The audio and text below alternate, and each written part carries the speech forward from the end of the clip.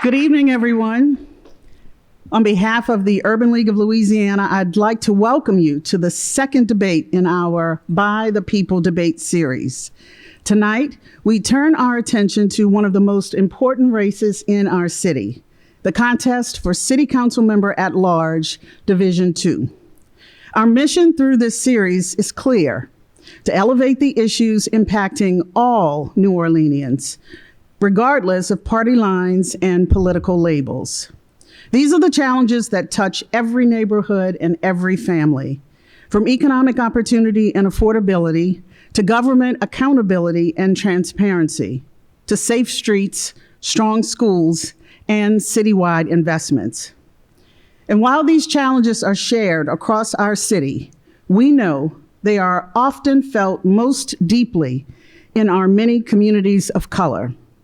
The very communities whose history, culture, and resilience aid in making New Orleans the extraordinary place it is. Addressing these needs and honoring their voices is not just the right thing to do, it is essential to build a stronger, fairer city for everyone. I want to thank our coalition of amazing partners who have joined us in this work. While we are many organizations, we are united in our purpose and desire to ensure voters are informed, engaged, and empowered to choose the leaders who will not just hold office, but hold themselves accountable to the people they serve. Tonight's debate is part of that work. It's an opportunity to hear directly from the candidates, to learn where they stand, and to understand how they will tackle the issues that impact us all. So, I encourage you to listen carefully, think critically, and remember that the future of our city is shaped not just by those who seek office, but by each of us when we cast a vote for what New Orleans can and should be at the ballot box. Thank you so much for being here this evening. And thank you for standing with the Urban League of Louisiana in the belief that New Orleans is strongest when we move forward together, by the people, for the people.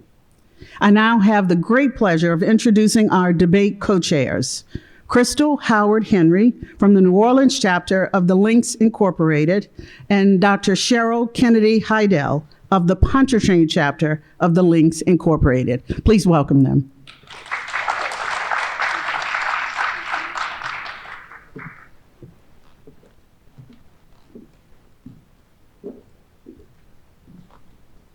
Thank you.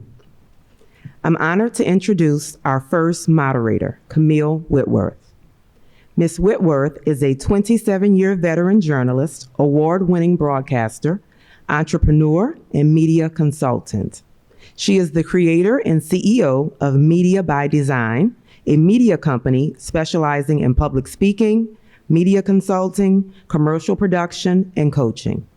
Camille is also a successful entrepreneur and owner of 2 thriving New Orleans-based businesses, Baroness on Barone, a cocktail lounge and restaurant, and the New Orleans Drink Lab, an interactive cocktail experience celebrating the city's rich drink culture. She is also the author of Drink Like a Local, New Orleans. Camille continues to appear on television as the host of the Healthy Lifestyle segment on WWL-TV, CBS, presented by East Jefferson General Hospital. She is a highly sought-after voiceover artist, MC, crisis communication coach, and blog contributor. Known to many as the voice of New Orleans, Camille brings warmth, professionalism, and credibility to every platform she touches. Please join me in welcoming Camille Whitworth.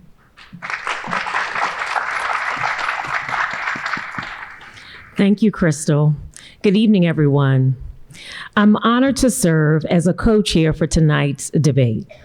Our second moderator is Professor William Snowden.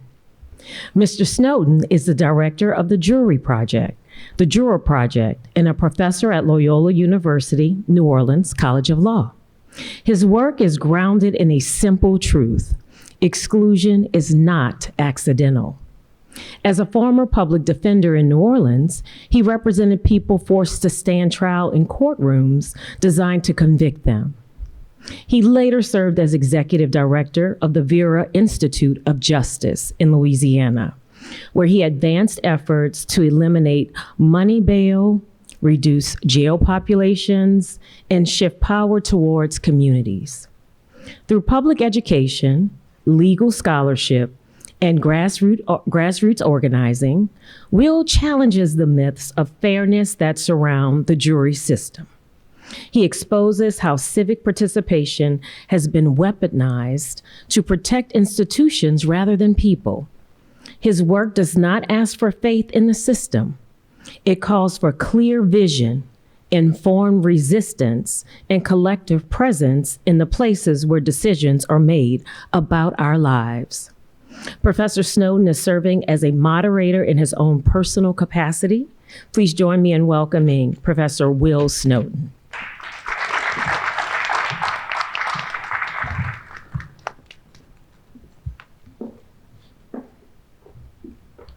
Thank you to our co-chairs and thank you to our hosts and partners. Please join me in welcoming tonight's candidates seeking to become the next City Council member at large for Division 2. And yes,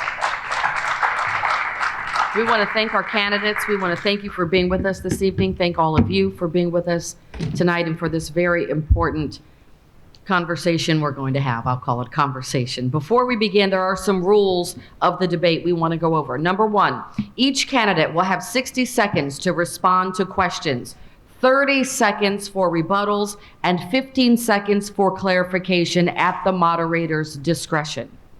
Rule number two, we ask that candidates keep their remarks respectful, focused on policy and vision, and refrain from personal attacks. Number three, the audience, all of you out there, you play a very critical role for us this evening. But in order for us to stay on time and to keep the debate fair, there will be no applause, no cheering, or verbal reactions during the debate. You may applaud during the opening and closing statements and after the debate concludes. Number four, time limits. The time limits will be strictly enforced to ensure fairness for all candidates by moderators and timekeepers.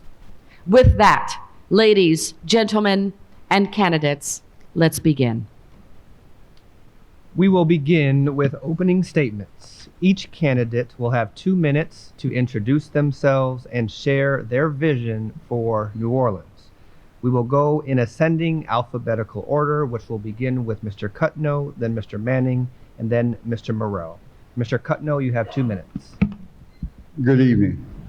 My vision for the city of New Orleans is to make sure that everybody can afford a house, a home ownership. I would also like to see bring additional businesses and projects to generate additional funds for the city of New Orleans. One of the things I'm looking at is building a Louisiana Civil Rights Museum,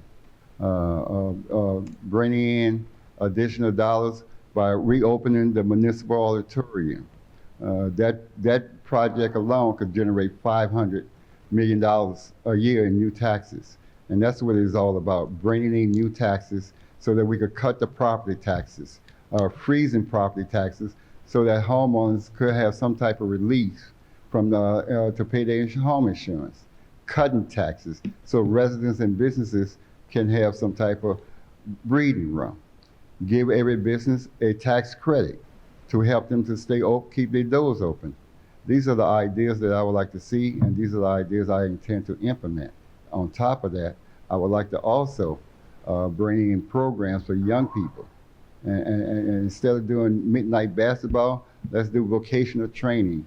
Let's focus up on the future, bring AI technology, create more jobs and opportunity. We have 40% of our single moms living in poverty. 60% of our population is on some type of government benefit. 50% of African American males is unemployed. I would like to be that bridge for the economic opportunity for the Black community. And I really believe that I have the skills, the education, and the preparation to do it. I have secured over millions of dollars to bring to the city of New Orleans. One of my projects is the St. Thomas housing development. That's a $360 million project that we put together. We bought into Walmart, which is $18 million.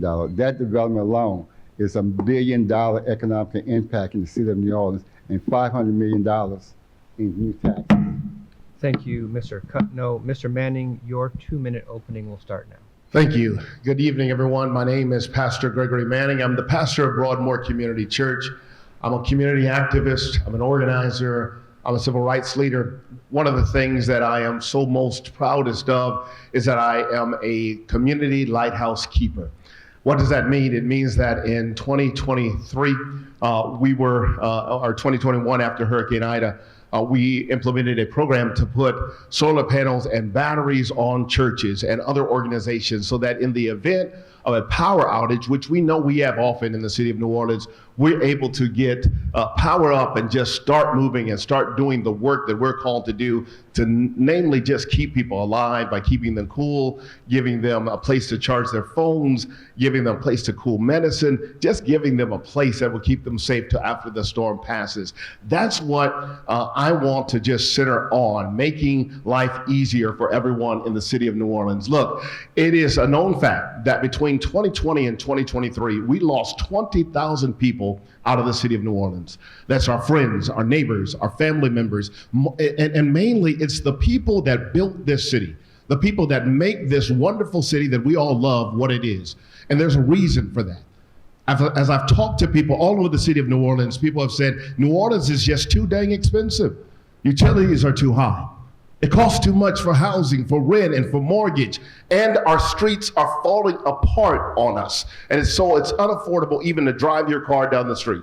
So during the next 4 years, what I want to focus on is how do we get a true regulator at the city hall level in this seat that's going to regulate Entergy New Orleans and all other utilities so that we can make utilities affordable. How do we get affordable housing, the 40,000 units of affordable housing that we need? How do we get them in place by getting some of these vacant lots and vacant houses back on the market? And how do we fix our crumbling infrastructure by setting benchmarks for people? Look, the city of New Orleans is sometimes called the Big Easy. It's easy for tourists to come here and spend their money and their time here and they enjoy their food, but it is not so easy for people that come and have to live here every day. So for the next 4 years, I will focus on making it easier for everyone. Thank you. Mr. Morrell, please begin your opening statement. Thank you. I want to thank the Urban League for the opportunity to be here today. My name is JP Morrell. I'm currently your president of your New Orleans City Council. I come from a background rooted in justice. I began my career in public service as a public defender for individuals after Katrina. In my time in the legislature, I worked with groups like the Urban League to do things like repeal non-unanimous juries, which ended 135 years of Jim Crow. I worked on a variety of criminal justice reform projects to make the state accountable to the people. And I fought groups like the NRA to actually take guns away from abusers who were threatening and killing their spouses. We led the country in spousal murder due to domestic violence.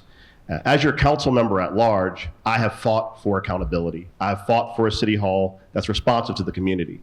One of the things that I'm very proud of is the creation of the New Orleans City Council Cultural and Recreation Fund, where we gave directly $7 million back to the community, back to people, nonprofits, working with kids, working with our culture bearers. And I would argue that the size of our police department has not changed, but we have had record drops of crime in the city of New Orleans. That's because we have invested for the first time in different things outside of traditional law enforcement. Thrive Kids with the school system, which brought social workers back to school. Like I said, the New Orleans Recreation and Council Fund, but also things like making sure that we are taking care of our people where they are. We fought together to change the charter to make sure that mayoral appointees have public confirmation so they're accountable to the people, and that mayors can no longer pick someone to run a department who is not accountable to the very people that are affected in their daily lives. And I simply ask for your support to finish the fight and to give me 4 more years to continue to make government accountable to you. Thank you. Thank you, Mr. Morrell. We will now move into our coalition question segment. The By the People Coalition of 20 partner organizations. They've carefully crafted these questions based on the priorities and concerns of residents all across the city of New Orleans. Candidates, you'll have 60 seconds to respond with opportunities for rebuttals and or clarification as time allows. The question.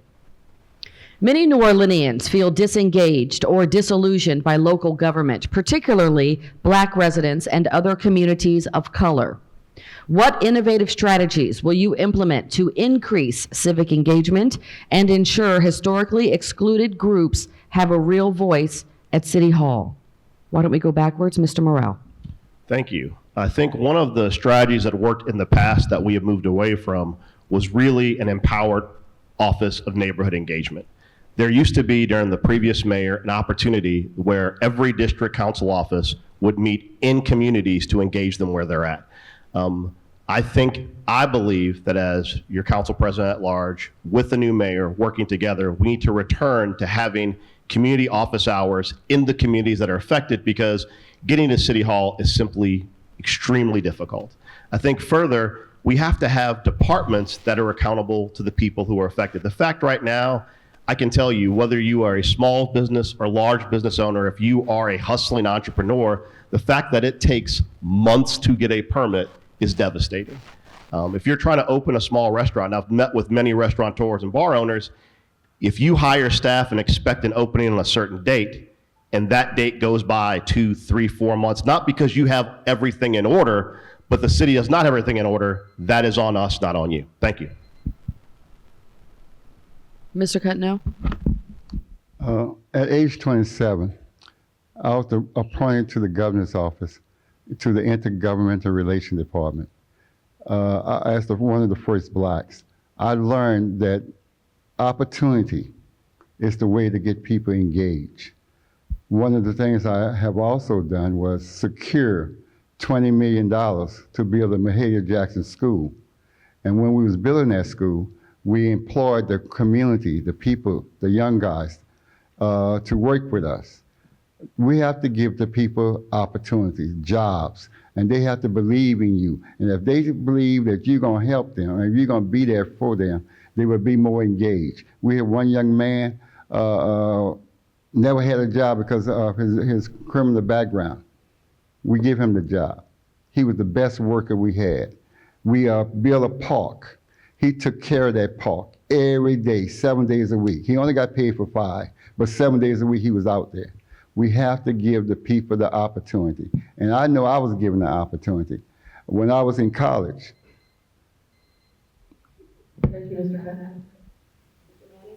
Yes, could you repeat the question, please? The question, what innovative strategies will you implement to increase civic engagement and ensure historically excluded groups have a real voice at City Hall? It's such a good question. So many times people feel left out of the process. One of the things that was done this past year was that we got a new utility, which is Delta Utilities.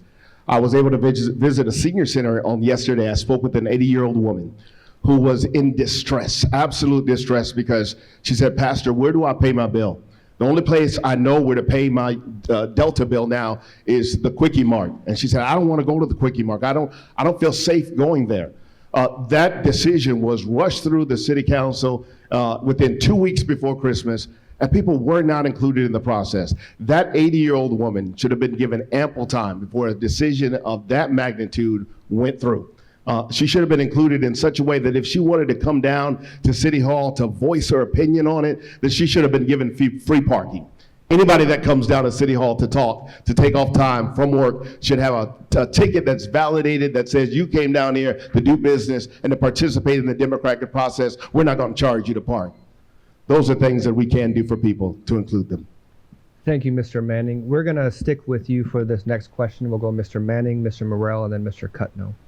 As an at-large city council member overseeing policy and compliance, how would you embed civil rights protection into every city agency's operation, from policing to permitting to housing enforcement? Absolutely. One of the things is that we have to engage people in training.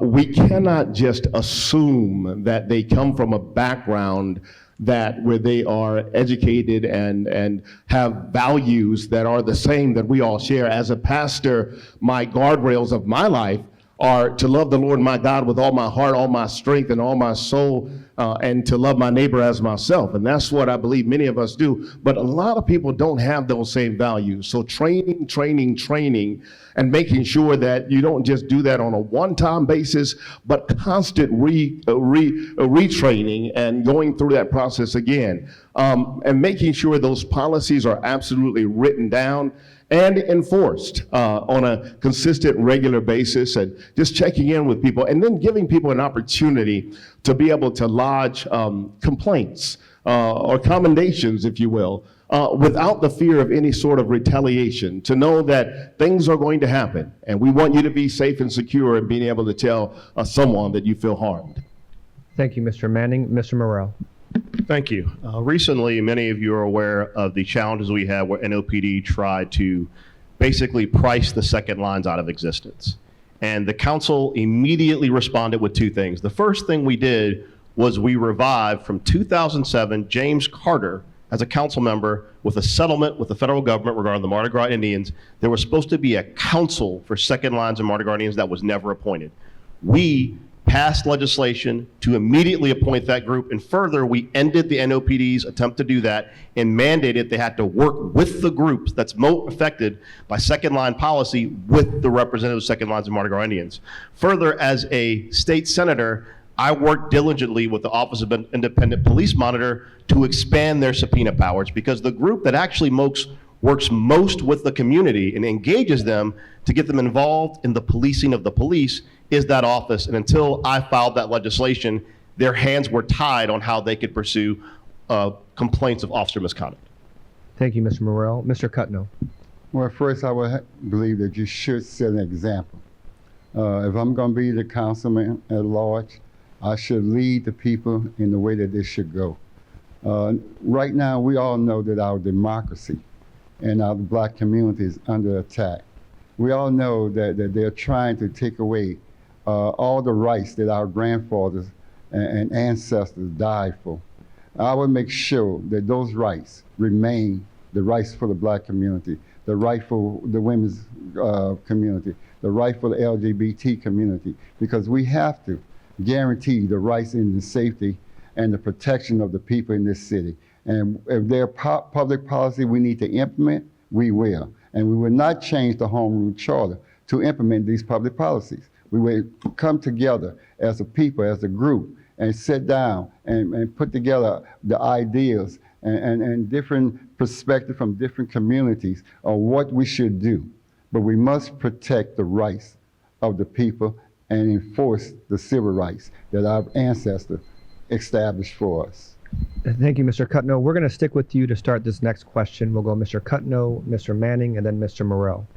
Many Black and Latino families in New Orleans who lack access to wealth-building tools like home ownership, business equity, and livable wages are present in our city. What policies will you champion at the citywide level that allows for Black, Hispanic, and Latino, Asian families and residents living below the poverty line to create generational wealth? Okay, my background is in housing.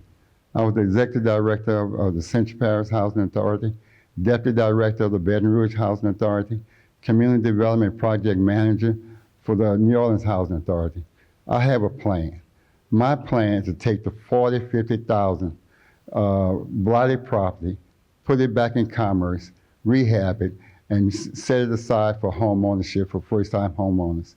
We will create a program. A lot of people don't realize we also own a finance institution, the City of New Orleans.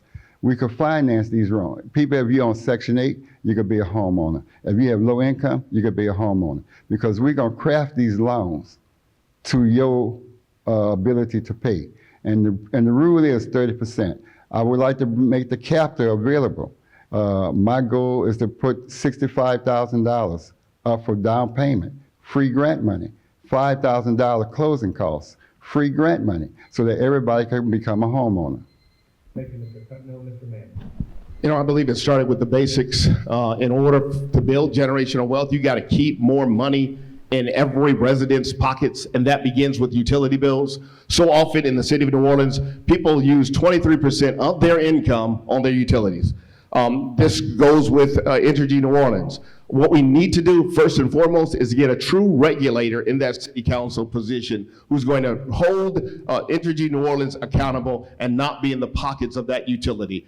It is unfortunate that the incumbent that I am running against gets the majority gets contributions from Entergy. That doesn't help us. That doesn't help anybody here. The first step is to do like I do and say I won't take any money from any corporations or any entity that I'm charged to regulate. In fact, it was myself that put an ordinance through the city council, first going through the ethics review board, then going to the city council, getting it passed that no running candidate for city council can accept any campaign contributions from Entergy.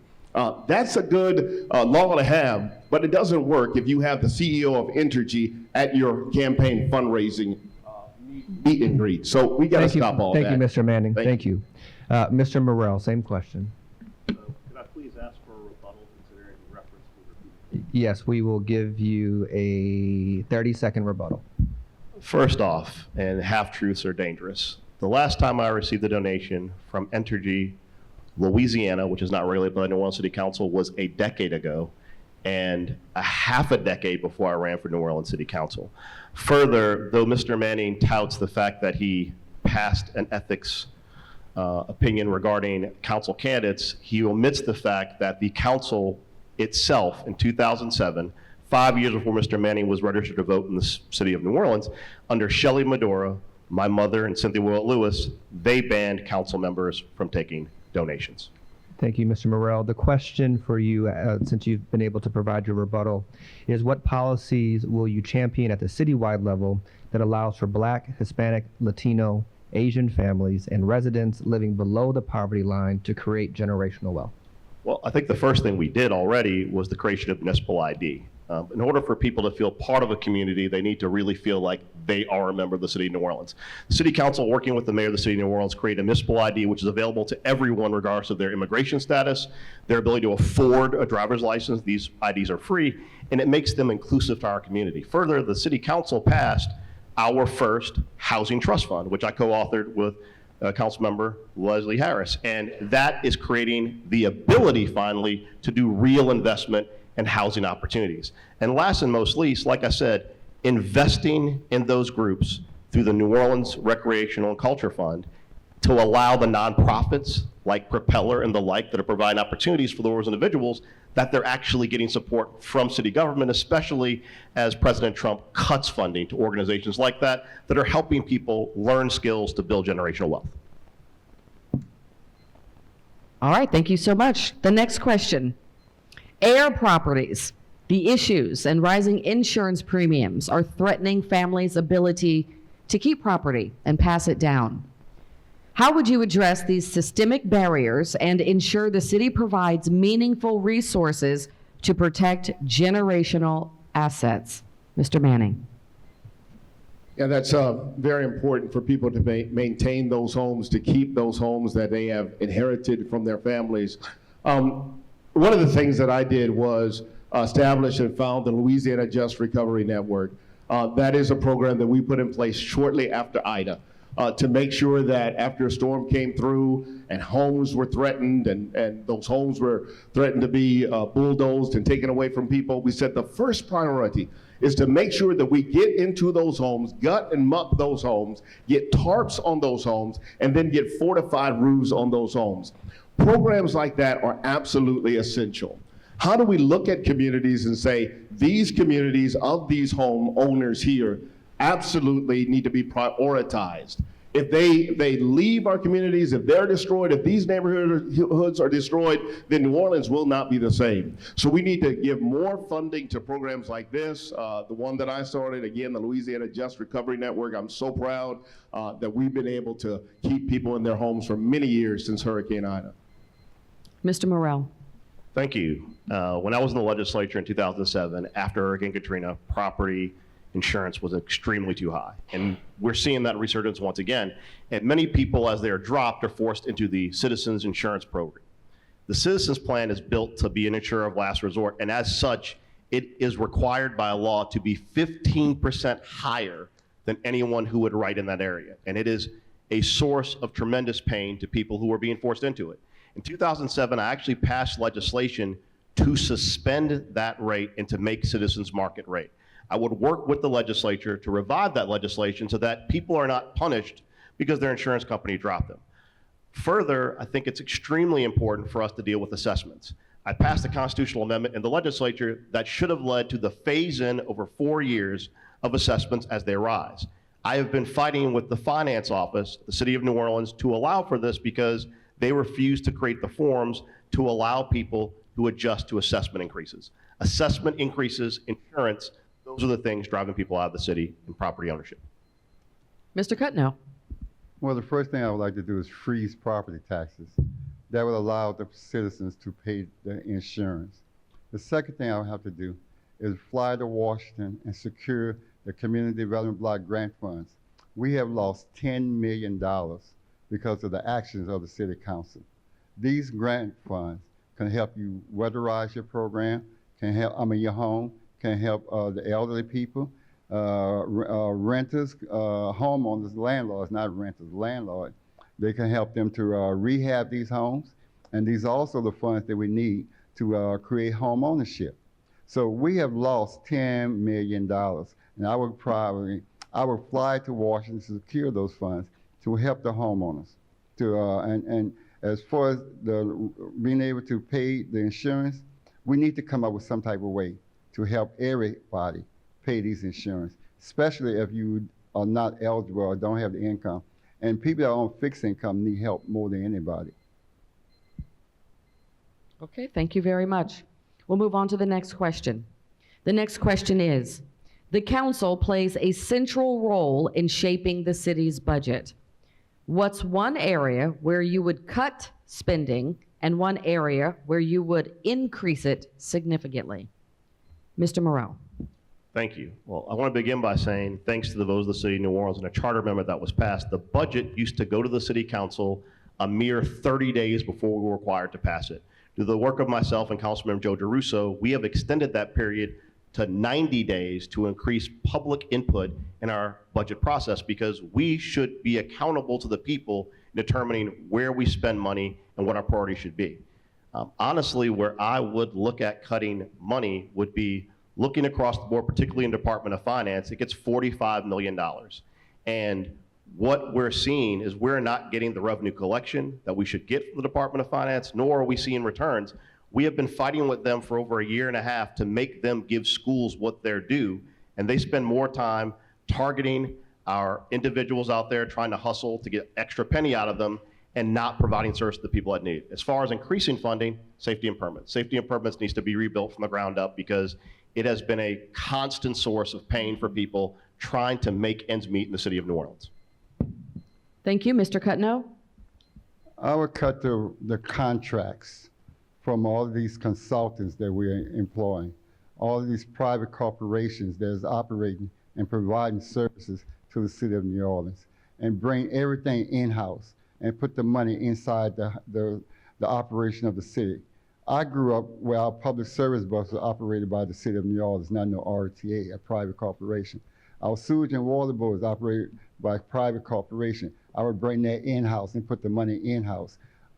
Everything that we do with consultants, we would cut that budget and keep the money and put it back in-house. We need to bring our programs, our services back to the people by providing public service to the people.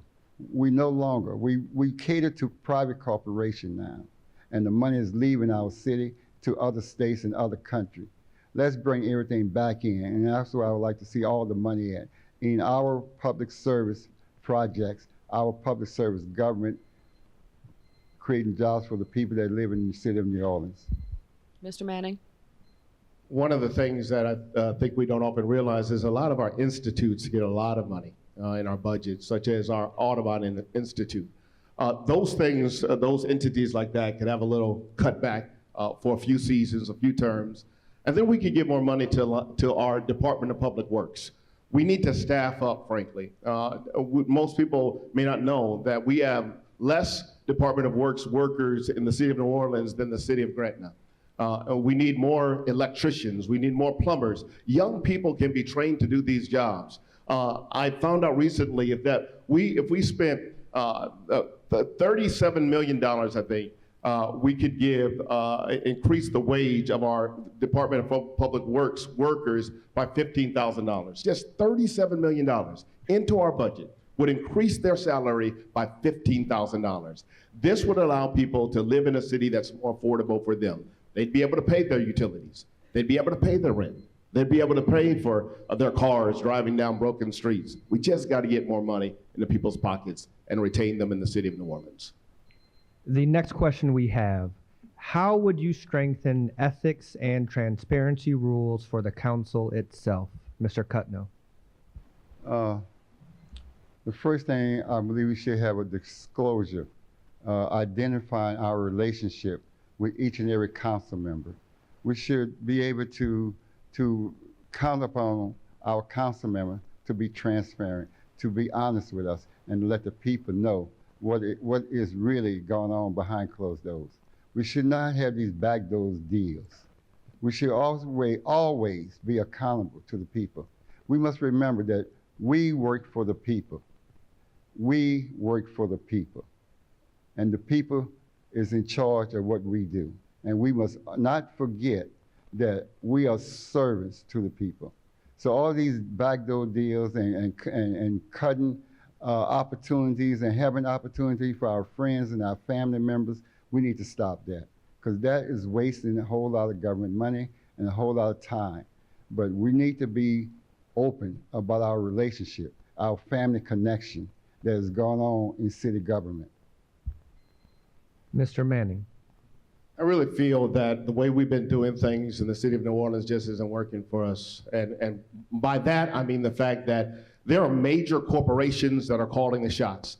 They're pulling the strings behind the curtain, if you will. The incumbent gets a majority of his finances in contributions for his campaign from major corporations. The average donation for him is $2,500. The average donation for me is $25. This is unethical.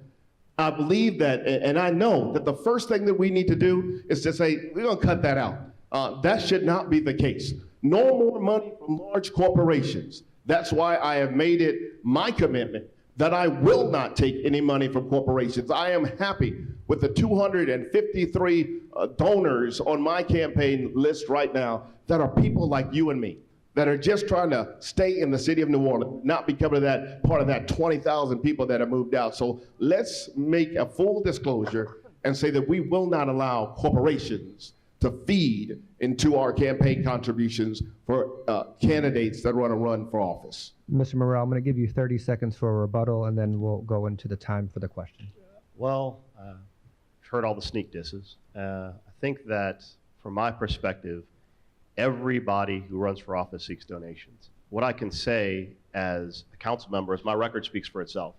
I have done the people's work in my 4 years in office. I have been accountable to the people, and I have fought everyone from the governor, the state of Louisiana, the legislature, my own delegation to do sewage and water board reform, and I am accountable for the works that I have done. So I have a record of fighting for the people, and no one wants to challenge me on my actual record. They just want to make up stuff. How would you strengthen ethics and transparency rules for the council itself?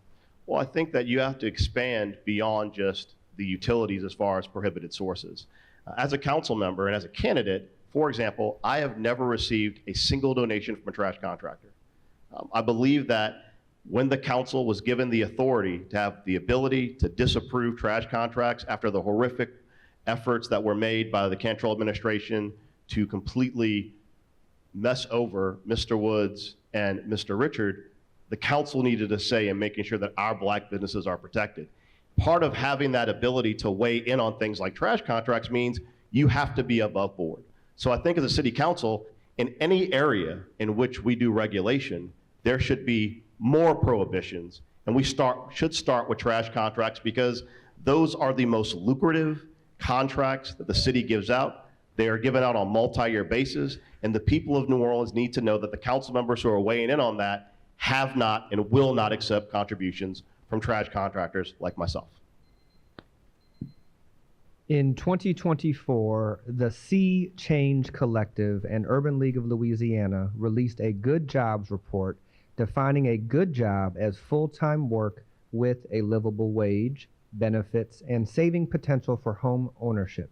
If elected, how will you bring more good jobs to New Orleans? Mr. Manning. You know, we have to start young with our children. We have to be able to train them in jobs that AI is just not going to take away. We have to form community advisory boards that really focus on young people, youth advisory boards, figure out what the young people are interested in.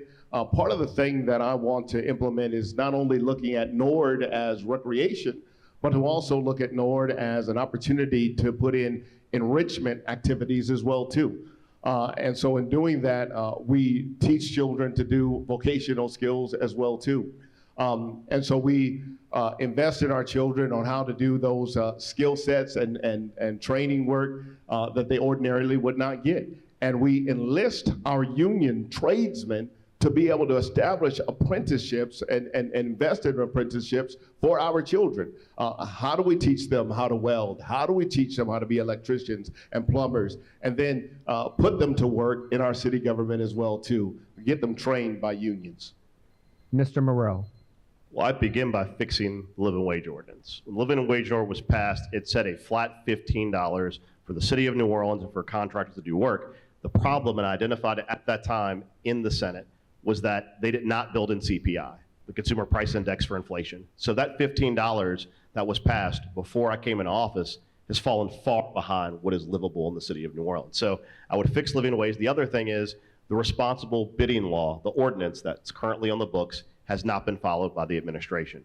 The responsible bidding law is to make sure that people who are working in the city of New Orleans actually deal with union labor, that we have people checking sites to make sure that people are not being taken advantage of and people are not being used by contractors and individuals to escape living wage. We have to strengthen the responsible bidding ordinance so that we can have more union jobs, more accountability, and fix living wage so that it actually rises with inflation, because we have to lead by example in the city of New Orleans. If we're not paying people a living wage, we do not have the moral ability to call it the problem.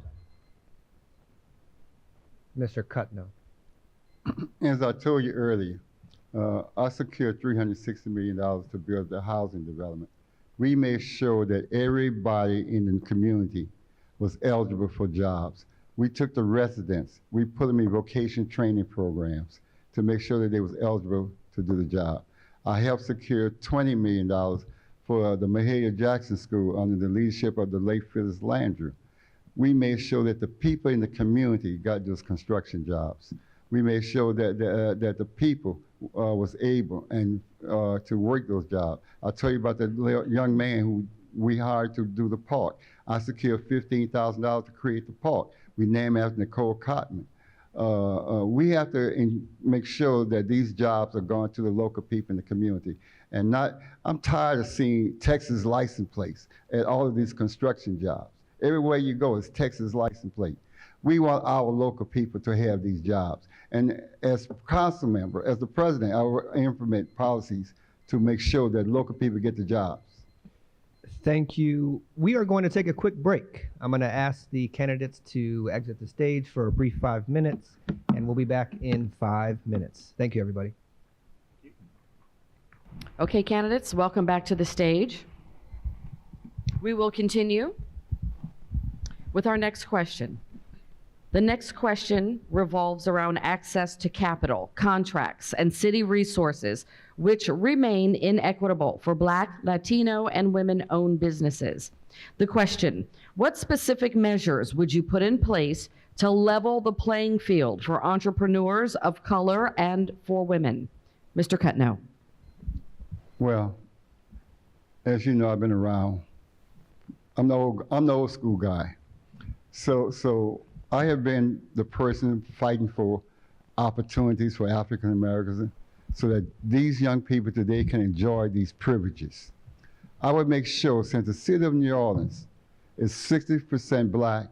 I would like to raise the contracts should be 60% black. We bring over $100 million to this city. Only 3% goes to minority businesses. That's unacceptable. We are the major majority. We should get 60% of all contracts. I would not be the type of person that would block black businesses from securing contracts. I would make sure that every black person that is able to obtain a public bid properly gets that contract, and we will award that person that contract. I would not use my position to stop no black person from securing the contract. Thank you. Mr. Manning? Absolutely. I think that we have to prioritize Black and Hispanic businesses. We have to get them to open up and to be able to stay opened up and to get people to patronize them as well too. One of the things that I see that is a failure that we need to, not a failure, but something that a challenge that we need to improve is our safety and permitting process. We need to issue preliminary permits to people. While they're waiting to get everything in order, let's give them a preliminary permit that gets them established, it gets them up and going so they can make a little bit of money. Also, too, there are a lot of jobs out there that people can have. When we look at the numbers of vacant lots in the East that are simply overgrown, we can be extending some contracts to some of our folks that are formerly incarcerated who are coming out of prison that need these jobs, that would like these jobs, would like to be able to be given ground care, lawn care contracts, and we can get our whole communities even looking better. So let's be creative, looking at opportunities that are out there to give more innovative contracts to people who are waiting and willing to work. Thank you. And Mr. Morrell? Thank you. I will continue to work like organization. I would work with organizations like the Collaborative, who have been a representation of black businesses in the city and their struggles. We have passed a tremendous amount of legislation at the state and local level to affect DBs in a very positive way, but one of the big hurdles that remains is the ability for mayors to waive DB requirements. What we've seen during this administration, during my 4 years, is that for literally no reason, a mayor can waive a DB requirement to any contractor by saying they did a best faith effort. They are not required to detail what a best faith effort is. What I will do in my next term as your council president is to make that waiver process much more onerous. If you are going to do a waiver, first off, it has to be public. You have to explain why that business is getting a waiver. That business needs to be held accountable while they're trying to do it, and the council needs to see these waivers so the public can see that there actually was an attempt. Because what I've found with work groups like the Collaborative is that there are plenty of businesses that can do the work, but we're not reaching out to them. City permitting and procurement are often slow, complex, and favor larger or well-connected businesses. What reforms would you support to ensure fairer, faster, and more transparent access to city resources for small and minority-owned businesses? Mr. Moreau. Thank you. Well, one of the ordinances we passed recently was a requirement that all subcontractors have to be disclosed in your documentation. What we've seen, and we saw it recently with one of the trash contracts, was there was an individual that was given a trash contract in the French Quarter who had 100% DB participation. After forcing out his smaller DB partner, he replaced it with a white woman from Monroe who then subbed it to a white girl from Metairie who subbed it to a white guy in Monroe. The fact that we have businesses, large businesses, who play these shell games, when you expose them by requiring when at the time the contract is signed, they have to disclose every single sub, you will see them actually using DBEs rather than using shell corporations to get that. That's an ordinance we just passed. It has not been fully implemented yet, but that is an effort to have accountability. And we also need to publicize the contracts in ways from the administration where a contract doesn't open on a Monday and close on a Wednesday. It needs to be fair. Mr. Cutno. Excuse me. I would make sure that small businesses do not have to compete against the large corporation or the large contractor or the large construction company. We would set aside, like I stated, 60% of the contracts for the small business person, the local business person. We would provide seed money so that the women can start their own companies and participate in the construction company. construction activity. We would do whatever it takes to make sure that minorities' participation in this city not only as part of it, but they would grow to be part of the city, larger corporation and contract. My goal is to make sure that with $100 million coming into the city, that some of us will become millionaires. I grew up where we helped people to get contracts. We had to fight so that we could get contracts, so we could get judges and lawyers and the first black mayor of the city of New Orleans. Mr. Manning. This is why, for me, having the majority of your donations come from large corporations is a problem. Because when you have all of your money coming from these corporations, they're going to expect something in return. Let's eliminate that. I'll say that again. Let's eliminate that, make that not part of who we are as city leaders. When you talk about procurement, we've got to identify those industries and those companies that really need the business. I'm on the board of directors for the Louisiana Lighthouse, previously Lighthouse for the Blind, where we serve 70% of blind and disabled people. We distribute and sell paper towels and paper cups.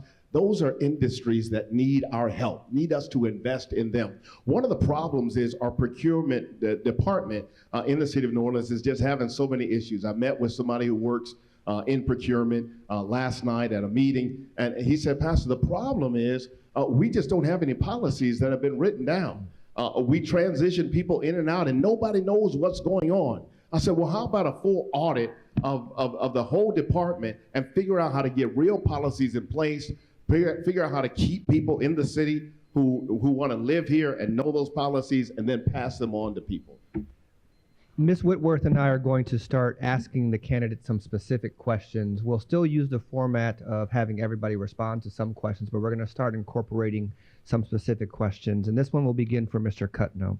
You are the past executive director of the Ascension Parish Housing Authority. How will you lean on that experience to help address the housing crisis New Orleans is facing? I love that question. I was the first person the first black and the first person to put together the Ascension Parish Housing Authority. We built the first tax credit, public and private partnership, mixed income, mixed finance, affordable housing development in the state of Louisiana. It was so brand new, we had to fly to Atlanta to get the blueprint to bring it back to Ascension Parish, which was in Gonzales. We had the whole community fighting us because at that time, nobody wanted to have a black development in Gonzales. Now, if y'all don't know Gonzales, we'll talk about the most racist town in the city of in the state of Louisiana at one time. Black people couldn't even go to Gonzales. So we came in with the $250 million housing development, and we employed the people in the community, and we used the contractors in the community. And it was the first one in the city of New Orleans. In Gonzales. Thank you. Mr. Morrell, the next question specifically for you. I hope you love it as much as Mr. Cutno loved his. You've expedited blight classification and property rehabilitation efforts. Can you share data on how many properties have been redeveloped or seized under your legislation, and what's required to continue to improve community investments? That's an excellent question. So for those of you who don't know, the biggest problem we had with doing blight remediation was that the blight law was too friendly for people who are homeowners, for people who are bad actors. Basically, as many of you know, when you call to complain about the grass being too high, they cut the grass, it restarts. We changed the law to say if a building has no power and no water, it is blighted. That's important because the only way to cure blighted status is to actually power the home and get water back into the home. Now, this is a relatively new law. We are in litigation with hundreds, if not thousands of individuals who we've begun this process with because it is new and blighted landlords have a tremendous amount of money and lawyers. But Anthony Davis has moved extremely swiftly in trying to collect property and trying to have those litigation take place. The biggest thing we need, and I've talked to Mr. Davis in the city, is to advertise to residents that is the way the complaint should be phrased. And that's something we need to do more outreach. Mr. Manning, we're going to have your specific question when we get to the topic of climate, energy, and community resilience, but I am going to start this question with you, which everybody will have a chance to answer. What specific strategies and funding sources will you pursue to house New Orleans' unhoused residents?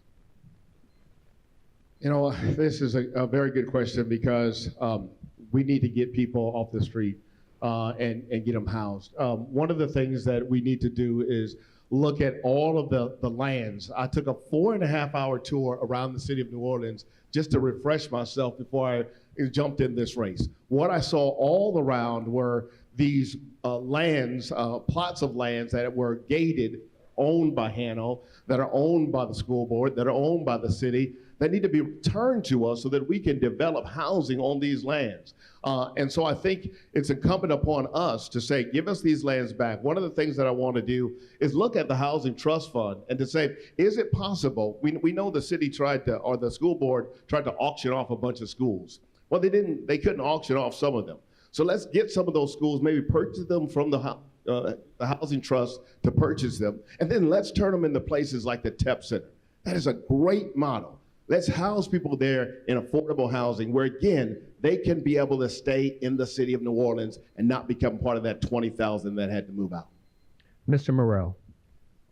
First off, the city does own a tremendous amount of property. When we approach developers on doing development, the biggest issue, of course, is capital. The reality is that interest rates are still very high, and there's a disinterest in a lot of ways in doing development in a market that is very, very soft as far as what interest rates could happen in the next day. So first, I would use the Housing Trust Fund that I was a co-author in passing, and that $17 million from the first year to leverage with developers to help them get through the door to do development of the property we already own.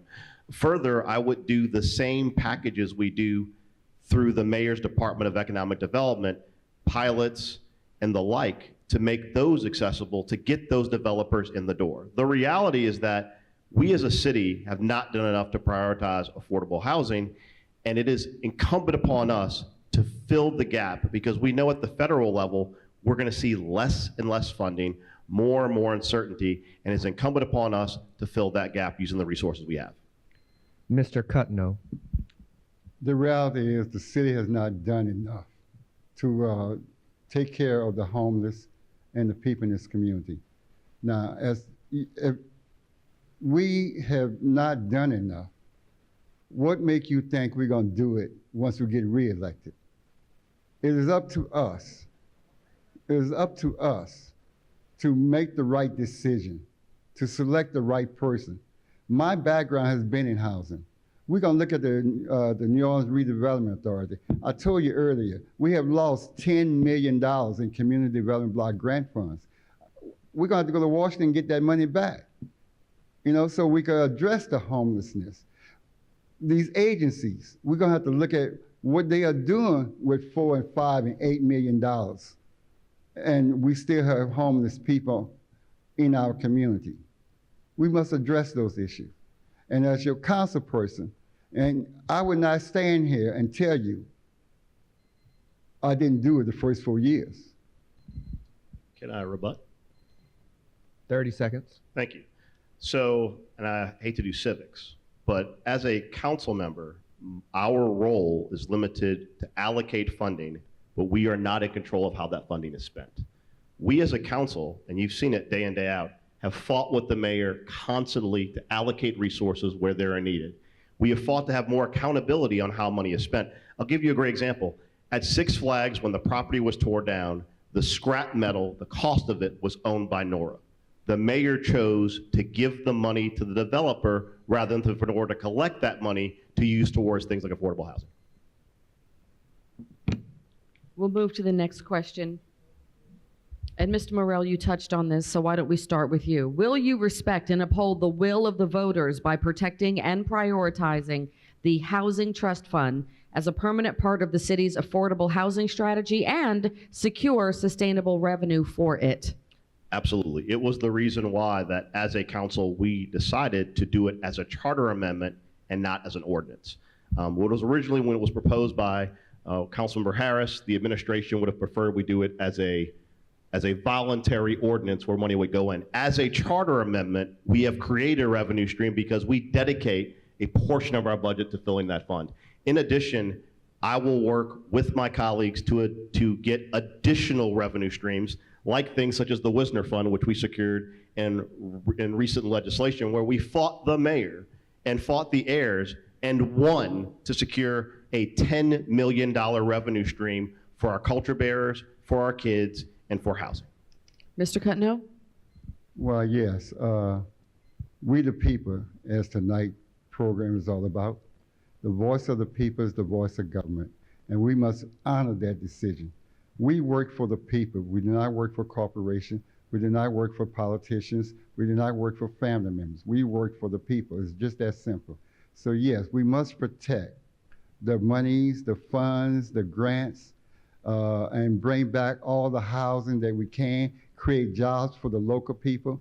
We must do whatever we can to make sure that we, the people, benefit from our tax dollars. Because we all want our tax dollars to be used for programs that are going to benefit the people.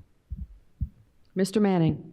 Absolutely. You see, I believe in forging a path forward and not pointing fingers back at what happened and who's responsible for it. We got to stop pointing fingers at who did what. And also, too, I want to say this. I believe in getting people into housing, keeping them in housing, and once they get in the housing, making sure they can pay their energy bill. I have people call my church every day and say, Pastor, can you give me some money to pay energy? It led me to one time asking the person who called to say, well, who told you to call the church? That person told me, well, Entergy told me to call the church. Yep. And I said, really? You call Entergy, and Entergy told you to call the church to get money to pay your bill? And it got me to thinking, I think that it's high time that we had a council member say, Entergy, you need to have people call you, and you give them the money to pay their bills, because you've made more than enough money off the residents of the city of New Orleans. Data shows that the statistics tracking crime, particularly violent crimes, are improving. However, the narrative about crime in New Orleans remains the same. What is your position on increasing funding for NOPD versus investing in non-police public safety strategies such as mental health crisis teams or community violence intervention? Mr. Cutno. First of all, the data is showing that crime is down, which is not a reality. The New Orleans Police Department lost $1.1 million for providing fake data. And the Department of Justice took the money and that money belongs to the Victim Assistance Program. So we have lost all of that money. We need to put more money into mental health, put more money into homeless. Well, I would like to see the Linda Buggs Hospital converted into a mental health hospital, a shelter for drug addiction, rehabilitation. I would like to see that type of idea, because if we don't, I see too many mental health and young people on the streets every day, homeless. We need to address that. And as your council member, that would be one of my first priorities. Mr. Manning. Yes, so often we forget the root causes of what's happening in terms of crime. Crime is down.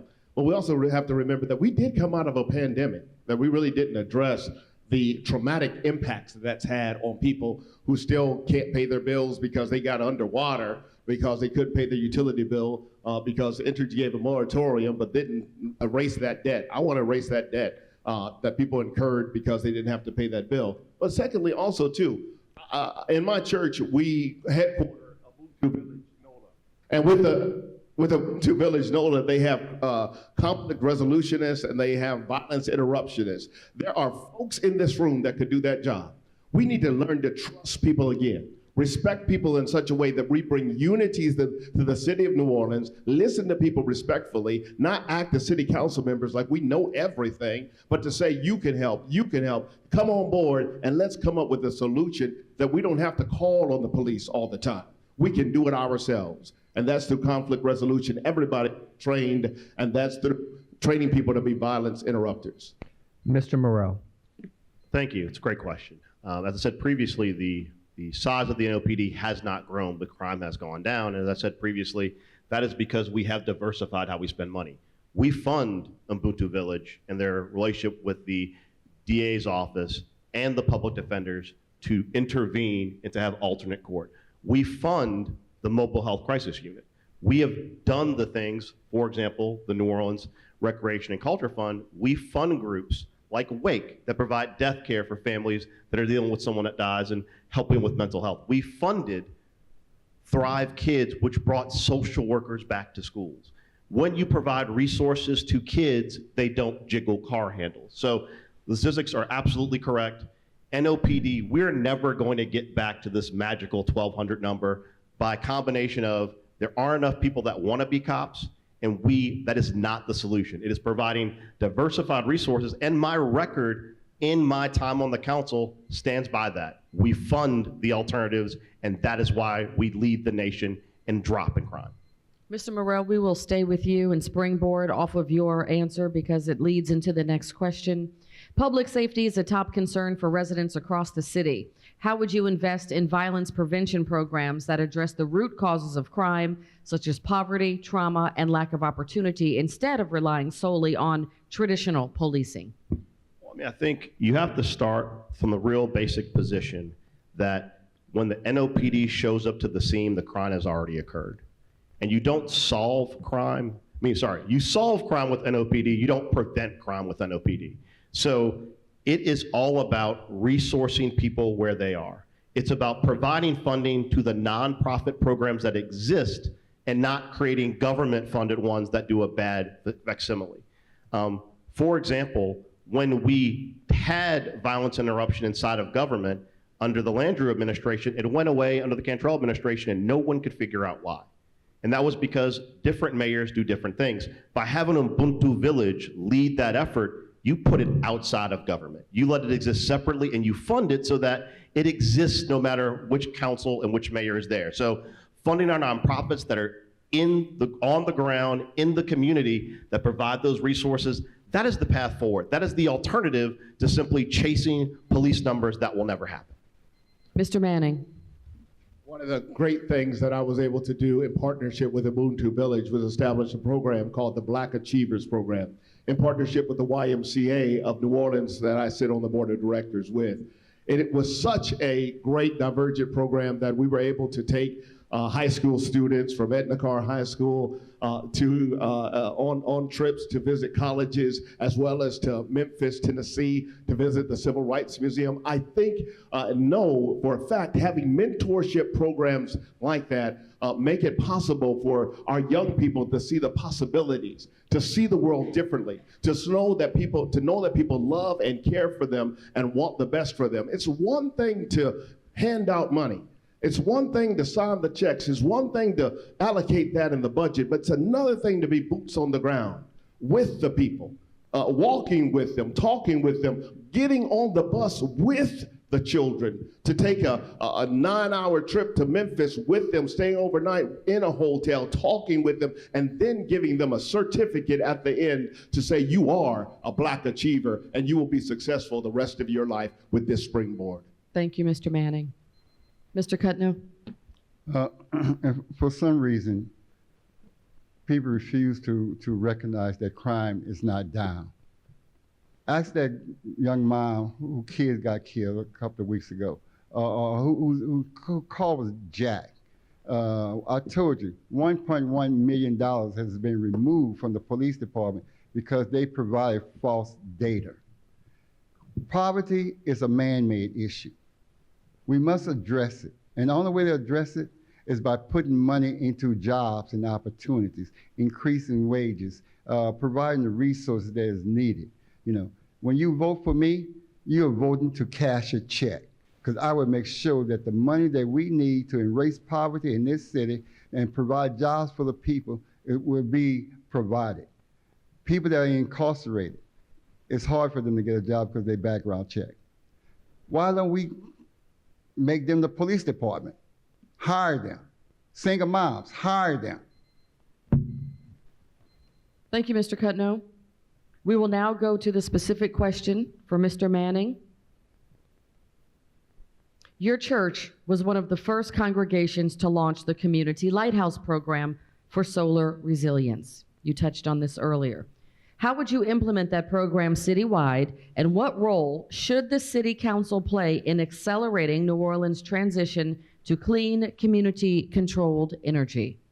A great question. Look, I was responsible for working with the Alliance for Affordable Energy to put in place the Renewable Portfolio Standard that put in place benchmarks to say, Entergy, you have to meet these benchmarks in order that we can reach 0% emissions by 2050. We have to keep a close eye on that to make sure that that's actually going to happen. That means that we have to have disentanglement from Entergy giving campaign contributions to candidates, and we have to be able to put pressure on council, and that won't take much from me because I'm a climate guy.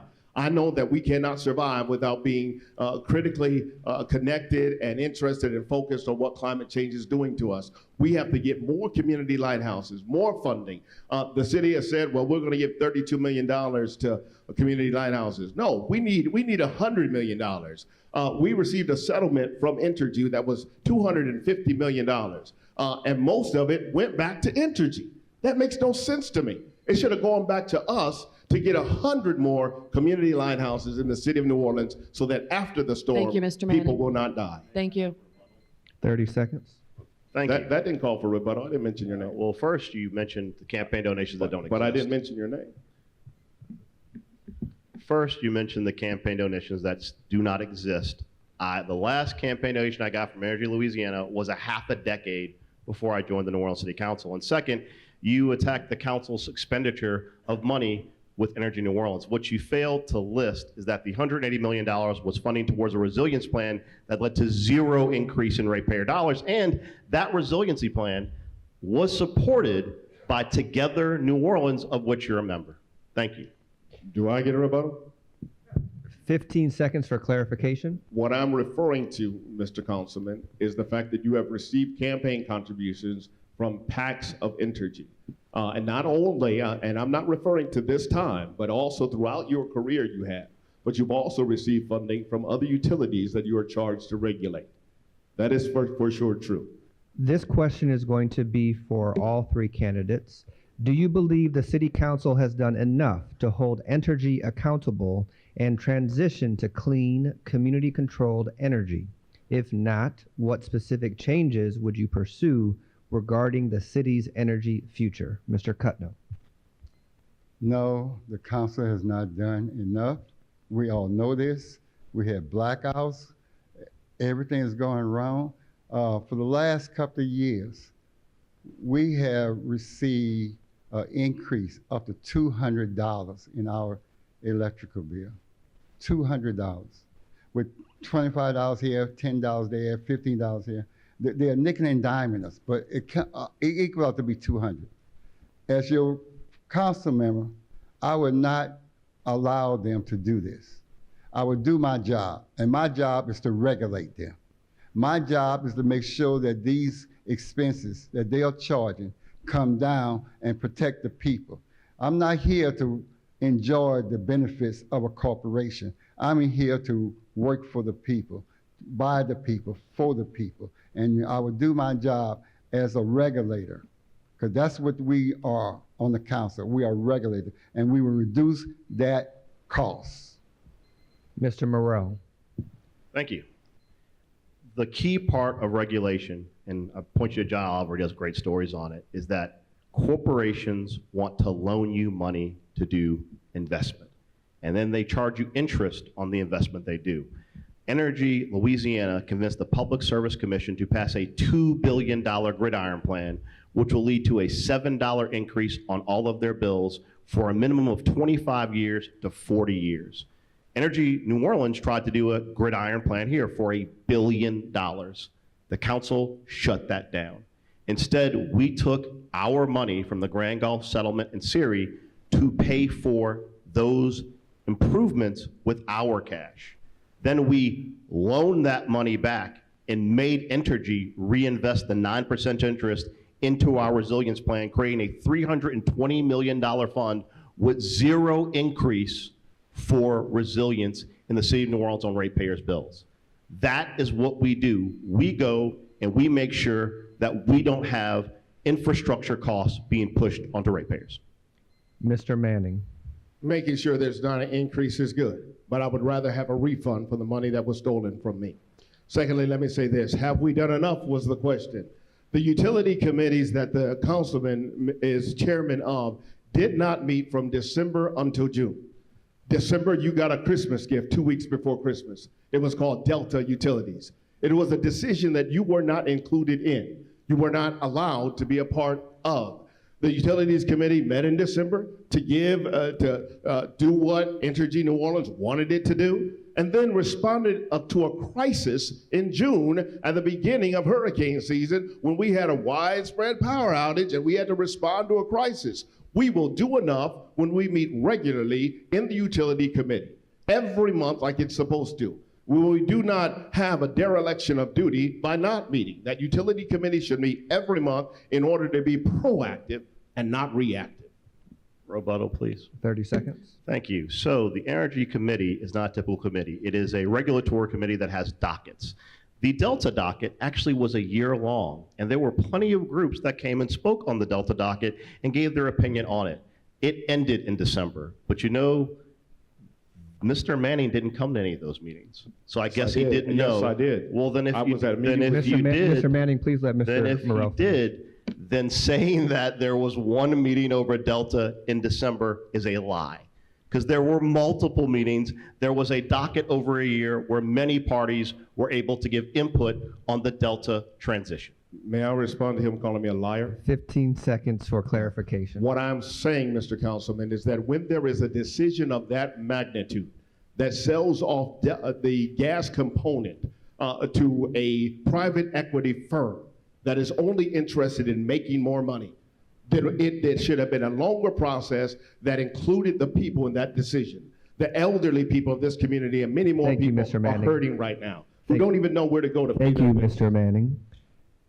We are going to transition from this hot topic of climate, energy, and community resilience and go to another hot topic, particularly during hurricane season, which is infrastructure and drainage. Flooding remains a persistent threat to much of New Orleans. What's your concrete plan to improve drainage and stormwater infrastructure, and how will you work with Sewage and Water Board and other city agencies accountable to mitigating flooding and recurring service failures? Mr. Morrell. Thank you. One of the first things we tackled as a council was the billing crisis at Energy. For many of you, you knew in 2021, you started getting $2,000, $3,000, $10,000 bills. The city council and myself went to Baton Rouge to fight for you to get control of billing to make them give you accurate bills. That was a 3-year unnecessary fight because the mayor, who is the head of the Sewage and Water Board, did not want to do it. Further, working with my colleagues in the legislature, we consolidated drainage to singleize responsibility because the problem you've had for decades, innumerable, is that DPW and Energy would point at each other whenever a problem occurred. We centralized drainage, catch basin cleaning. The real challenge is the drainage fee. We have 40% of properties in the city of New Orleans that are owned by nonprofits that pay no millage towards drainage. We have to transition to a drainage fee while getting rid of the millage, because I will not allow for the double taxing of residents to get to those nonprofits. Mr. Manning. It's very interesting that I actually went to a meeting of some concerned citizens last night that was outside the library in New Orleans East, that, by the way, is closed because it has no power, no electricity. It should not be closed, things like that. If we had more electricians, we could get it up and operating again. But here's the thing. That meeting informed me, by listening to the community, that we have 72,000 catch basins. The city of New Orleans implemented a campaign that said, everybody go out, clean your catch basins. That's what's going to do better for us so that we don't have cars that are flooded out and streets that are flooded out. I believe it is incumbent upon Sewage and Water Board and the Department of Public Works to make sure that they clean out all the other pipes that are below what we can't see. We pay our taxes. It's their responsibility to go deeper and go into the system and clean out all that other stuff. Don't make it incumbent upon, I will do my part, and we will do our part. But don't say that's the only way. This is why people are leaving the city of New Orleans and why we got to keep them here. They can't stay here if their cars are getting flooded out. That will be my priority. We'll do our part, but the city has to do its part and clean the pipes underground. Mr. Cutno. This has been a problem for quite some time. It's a shame because after Katrina, we received enough money to rebuild that whole plant, sewage and water plant. We just need to go back on and consolidate the Sewage and Water Board, the Public Works Department, and go to Washington, find the money so we could build a new sewage plant, a water plant. Because we cannot keep allowing our families and friends and kids to flood. Every time it rains, everybody's scared. You know, I was at a meeting one night and it started raining. Everybody was ready to go home. It's a shame that we are afraid to leave our house when it rains. We need to address this problem. And we had 4 years of opportunity. We had 20 years of opportunities. We need to do something now, not in another 4 more years, not another 8 years, now. Because the people cannot afford to keep losing their furniture, their cars, and everything else. Mr. Cutno, we're going to transition to equity and recovery with you.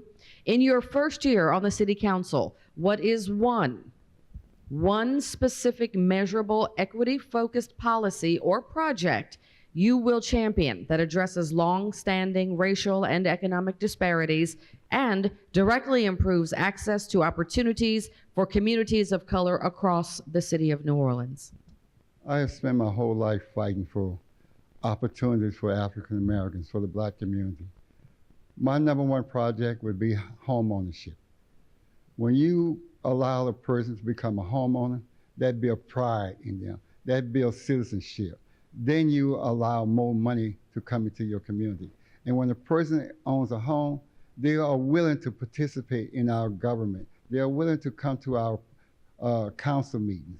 And matter of fact, number 2, we're going to change the time from 10 o'clock in the morning back to 5 o'clock and 6 o'clock in the evening. So we could have more citizen participation. Everybody, they know at 10 o'clock in the morning, we all have to be at work. We have time to go to a council meeting. But at 5 o'clock in the evening, we all could come to a council meeting. So that's going to be my number one priority. Because we need more Blacks participation and increasing the minority contracts in this city.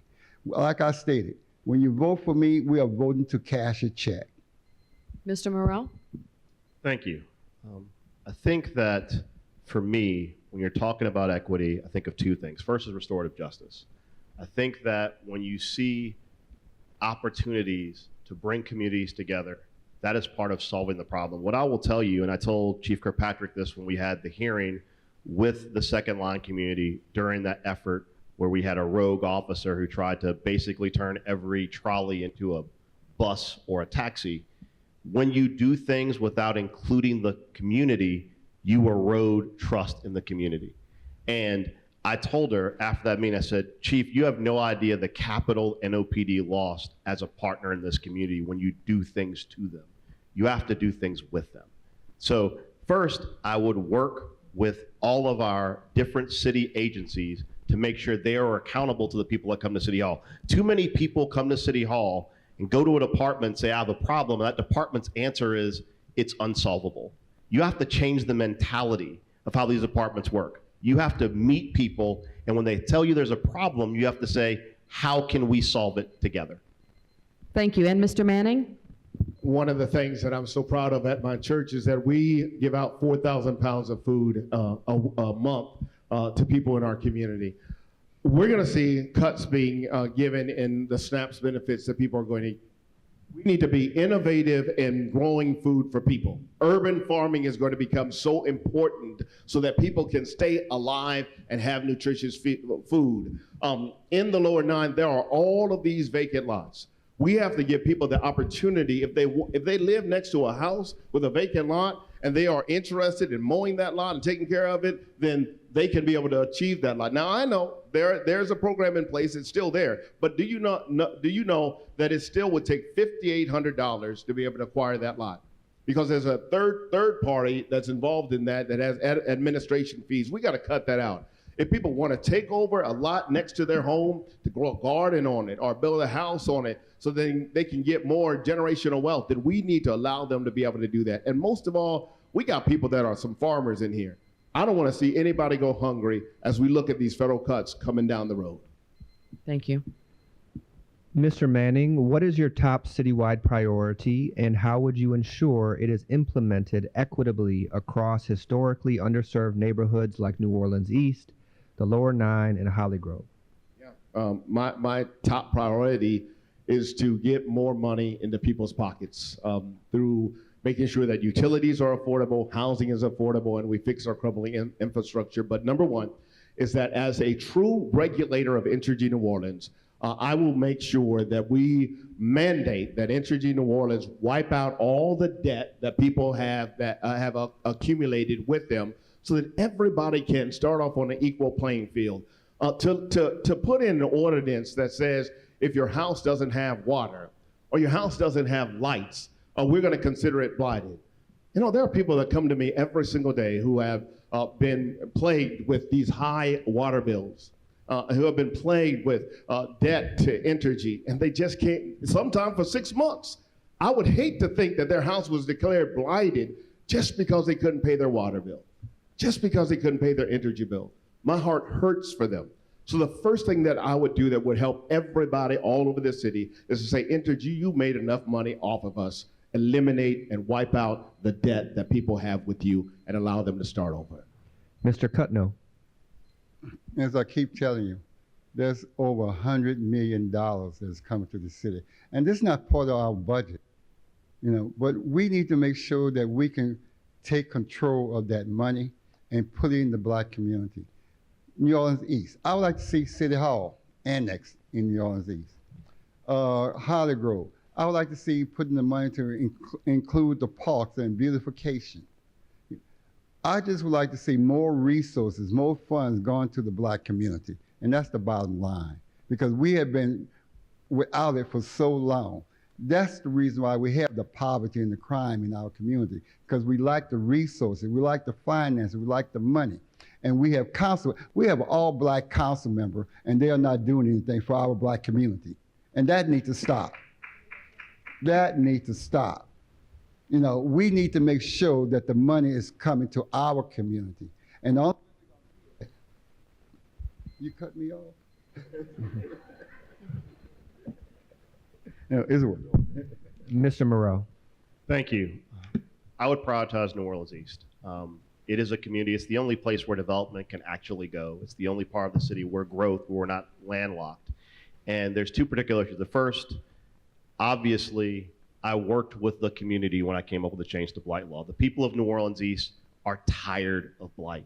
They're tired of being next to houses and businesses with trees growing out of them. And everything I have done, including changing that blight law, is to expedite taking down the houses with trees growing out of them. When you talk to businesses that want to locate to the east, when they look at Google Earth and all you see is blight, they pass. The second thing we need to do is the Plaza Shopping Center. It is tied up in Ashton Ryan's first NBC bankruptcy. What the city must do is expropriate that property out of bankruptcy because it is the largest piece of developable property in New Orleans East. And without our action, because of that massive fraud, it will remain unusable for decades. We have to buy it out. We got to put it back in commerce. Thank you. Next, we'll go back to our specific questions. We'll begin with you, Mr. Moreau. You have been one of the most vocal critics of Mayor Cantrell. When a new mayor is elected, how would you reset or maintain that level of council independence without creating gridlock? Well, I want to tell people about my first meeting I had with Mayor LaToya Cantrell, which was in the fall of 2021. When I met with her, she asked me to meet with her when I was running for office. The first question she asked me was, will you be my council member? And I said, what does that mean? She goes, will you vote the way I want you to vote? And I said, no, I will not vote the way you want to vote because you don't elect me. The people of the city elect me. Our relationship never worked because the mayor thought the council worked for her. And From my perspective, what I hear from all of the mayoral candidates is they are not like that. They want to work with the council. The council did not seek conflict with the mayor, but I will tell you, and I own it, I do not avoid conflict if it's the right thing. And when I see the right thing not being done, I will not be quiet, ever, no matter who the mayor is. But the candidates that I've seen up there, the candidates that I see out there working to earn your vote, they want to work with the council and provide a vision to move the city forward. This question. Can I have a rebuttal since he mentioned the candidates? I didn't hear. You said the candidates that are up here. I was talking about the mayoral candidates. He was referring to the mayoral candidates. Okay. All right. Just making- This question is for you, Reverend Manning. You're running with DSA's support and a track record in community resilience. How would you balance your activist roots with the bureaucratic and often compromise-heavy reality of council work? Yeah, most people know that I have been out there in the field, showing up for people, showing up for our nurses, showing up for our teachers, called upon often to lift my voice and to fight for justice. Micah 3:5 says, "What does the Lord require of me but to do justice, love mercy, walk humbly with my God?" I will keep showing up.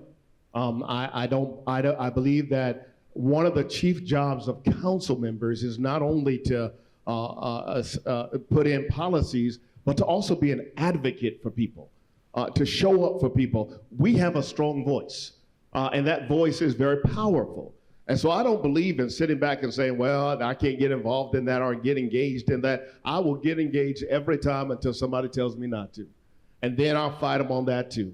I don't believe in bullies. I don't like bullies. I don't like corporations who are bullies. I grew up as a blind child being bullied, and so I will stand up to bullies every time and for every person in the city that's felt walked on, stomped over, and left behind. Thank you very much. Mr. Cutno, you have run for various offices multiple times. What's different about this campaign, and what's the most specific policy result that you are promising if elected? Well, you know, when the Saints play a game every year and they don't go to the Super Bowl, we say we get them next year. They don't go to the Super Bowl next year, we'll say we get them next year. But now, since I'm a candidate, you want to say, well, you'll have many opportunities. Why you keep doing it? Look here, I'm going to get it next year. All right? I'm going to keep trying until I win. I don't care if I'm 85 years old, I'm running. You know, we have been fighting all our life to get our rights. And the reason why these guys are standing here today is because of the fight I put in. Now, I don't get the money, but white folks don't want me elected because they know I'm going to do what's right for the black community. I'm all about the empowerment of the black community. I don't have $255,000. I don't have all these white people giving me money. I'm a self-financed person because that's the way I grew up. We grew up, making nothing into something. Thank you.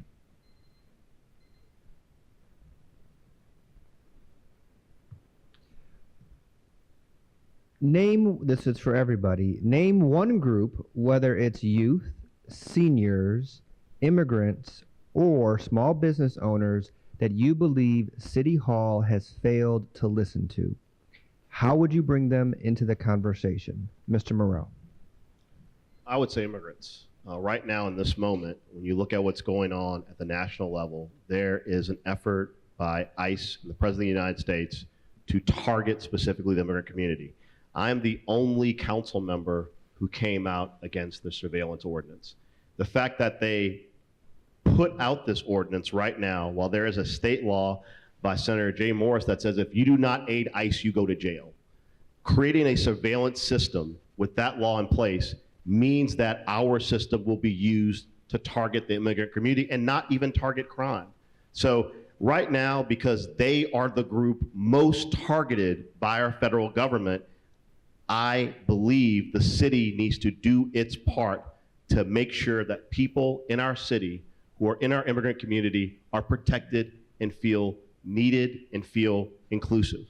That is the group today that I think needs to be heard from more. Mr. Cutno. The black female, the black male, the black child, the black mom, the black homeowner, the black community has all been neglected. And those are the groups that I would like to fight for. Those are the groups I intend to help. And those are the groups I really would like to see the empowerment of the community to grow. You know, and this is not about race. This is about economical development. We won the race war back in 1965 with the Civil Rights Act. But the economic development, we are still fighting for. And we need to start fighting for the economic development. Race is not even an issue no more. It's the money.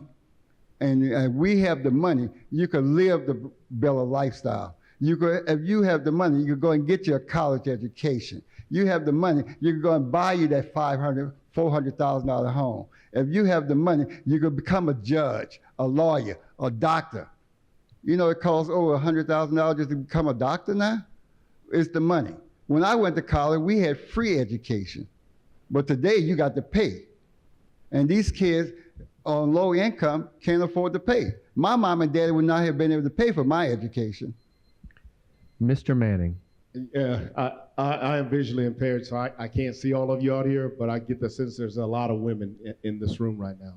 And I praise God for you, and I think women have been just embarrassingly and hurtfully and horrifically disrespected during this council. And that has to change. The tone, the demeanor, the disrespect has to be erased. That we cannot tolerate that in our city government. It is not becoming of any council member. Let me say this as well too. Our older people, there should be a bus. If older people want to come and talk at City Hall, get a bus and get them there. They should not have to pay for parking. And once they're there, they don't get 2 minutes to speak. Give them 5 minutes to speak because they are our elders, and hear from them. They have needs. I've been working with 8 Community Voice, and what they've been working on is saying the Sewage and Water Board, our seniors should not pay the same water rate as hotels do. That's not fair to our seniors. Give them a discount. We've got to start respecting our elderly. Our seniors. They deserve it. They've worked hard for it. Thank you, Mr. Manning. Okay, we're going to move into the rapid fire round. My favorite part. This next segment is our rapid fire round, and the rules are very easy. We're going to ask a series of quick questions, and candidates will answer yes or no where necessary, and short, gentlemen, short responses where appropriate. No elaborations. This is about giving voters quick, clear positions on where you stand. Starting with Mr. Manning, do you believe that the city's economic development strategy must include closing the wealth gap that exists between white residents and their Black, Hispanic, Latino, and Asian neighbors? Yes or no? Yes. Mr. Cutno. Yes. Mr. Morrell. Yes. Do you plan to address issues like illegal dumping, blight, and sanitation that directly impact the quality of life in New Orleans, yes or no? Mr. Morrell. Yes. Manning. Yes. Mr. Cutno. Why, yes. In one sentence, why are you the best candidate to represent New Orleans as its next at-large city council member? Mr. Cutno. Because of my education in political science from Southern University, LSU Law Enforcement Academy, my job experience, work experience, qualification. I have been out here for years. I've secured over $1 billion in grant funds for the community, and that is what we need on our city council. Someone who is dedicated to securing funds and helping the people, and especially our low-income people, especially the Black community. That's why I am the best qualified person, because I have been dedicated to this for the last 30 years as a public servant. One sentence, Mr. Cutno. One sentence. Mr. Manning. Mr. Manning. I'm qualified and should be because I am not a politician. I'm a pastor. And what that means is, as a pastor, I've learned that I respect everyone, that I'm about unity, not division, that I'm about forging a way forward and not finger pointing, that I'm about making sure that everyone is empowered and elevated. And listen, I am not trying to reach the next office. I'm not trying to become mayor. Thank you, My Mr. one and Manning. only goal is to put the people back at City Hall. Mr. Morrell. Thank you. From my beginnings as a public defender, I've always held that government must always be held accountable. I've done that as a public defender, as a senator, when I stood up for and ended 135 years of non-unanimous juries locking up black people in the prison industrial complex. I've stood up to the NRA. I've stood up to everyone. And as the council member at large, I made pledges as a candidate seeking this public office, and I have held to those promises. I have made government accountable to the people by doing things like confirmation of mayoral appointees, Thank you, making Mr. sure Moreau. that people have to answer for the jobs Thank they you, do. Mr. Moreau. Thank you. Next question. Do you support a citywide language access policy mandating multilingual forms, plain language instructions, and live or virtual interpretation options? Yes or no? Mr. Cutno. Yes. Mr. Manning? Absolutely. Mr. Morrell? Yes. If elected, would you commit to a public first 100 days roadmap identifying required ordinances, budget needs, and implementation timelines for your stated policies? Mr. Manning, Yes. Mr. Cutno, Yes. Mr. Moreau. Yes. Do you support creating a dedicated city department or budget line for climate resilience infrastructure, such as solar hubs, green infrastructure, and flood prevention, especially in frontline neighborhoods? Mr. Morrell? Yes. Mr. Cutno? Yes. Mr. Manning? Yes.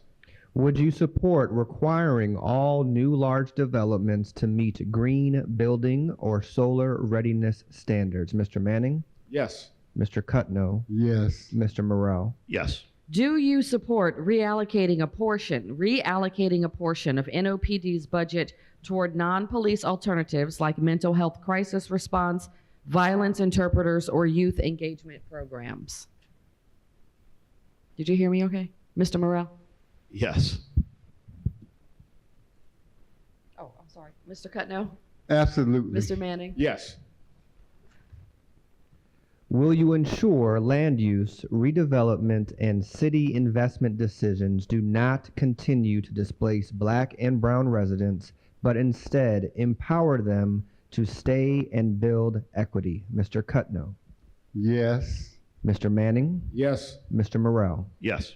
Districts with majority Black and Latino populations often see the least investment in commercial corridors.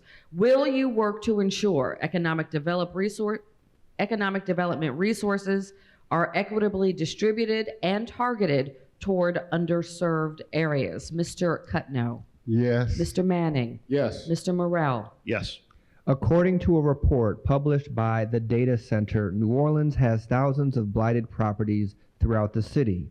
Would you commit to working with the collaborative and other community-based organizations to craft a plan centered around having local Black contractors develop these properties? Mr. Manning, Yes. Mr. Morrell, Yes. Mr. Cutno. Yes. Yes. Yes. Thank you. Will you ensure housing remains a top priority in the city's budget? Mr. Morrell, Yes. Mr. Manning, Absolutely. Mr. Cutno. Yes. Will you address public resistance and negative stereotypes related to mixed income housing developments? Mr. Cutno, Yes. Mr. Morrell, Yes. Mr. Manning. Yes. Mr. Manning, would you be willing to make low-income housing that is built or renovated with the use of city funds, like tax credits, permanent instead of allowing it to expire? Absolutely. Mr. Cutno. Yes. Mr. Morrell. Yes. Would you be willing to give landlords of all sizes a tax credit if they agree to rent at a rate that is affordable to middle to low income renters? Mr. Morrell, Yes. Mr. Manning, Yes. Mr. Cutno. Yes. Yes. Yes. Thank you, thank you, thank you. Mr. Morrell, will you commit to supporting and advancing policies that prohibit income-based housing discrimination? Yes. I'm sorry, this is a two-parter. Let me start over. May I start over? Okay.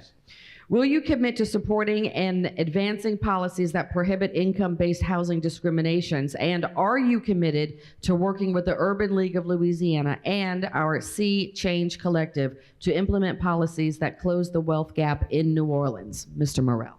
Yes. Mr. Cutler. Yes. Yes. Manning. Yes. Now, it is time for our audience Q&A. Throughout the evening, audience members have submitted questions in writing.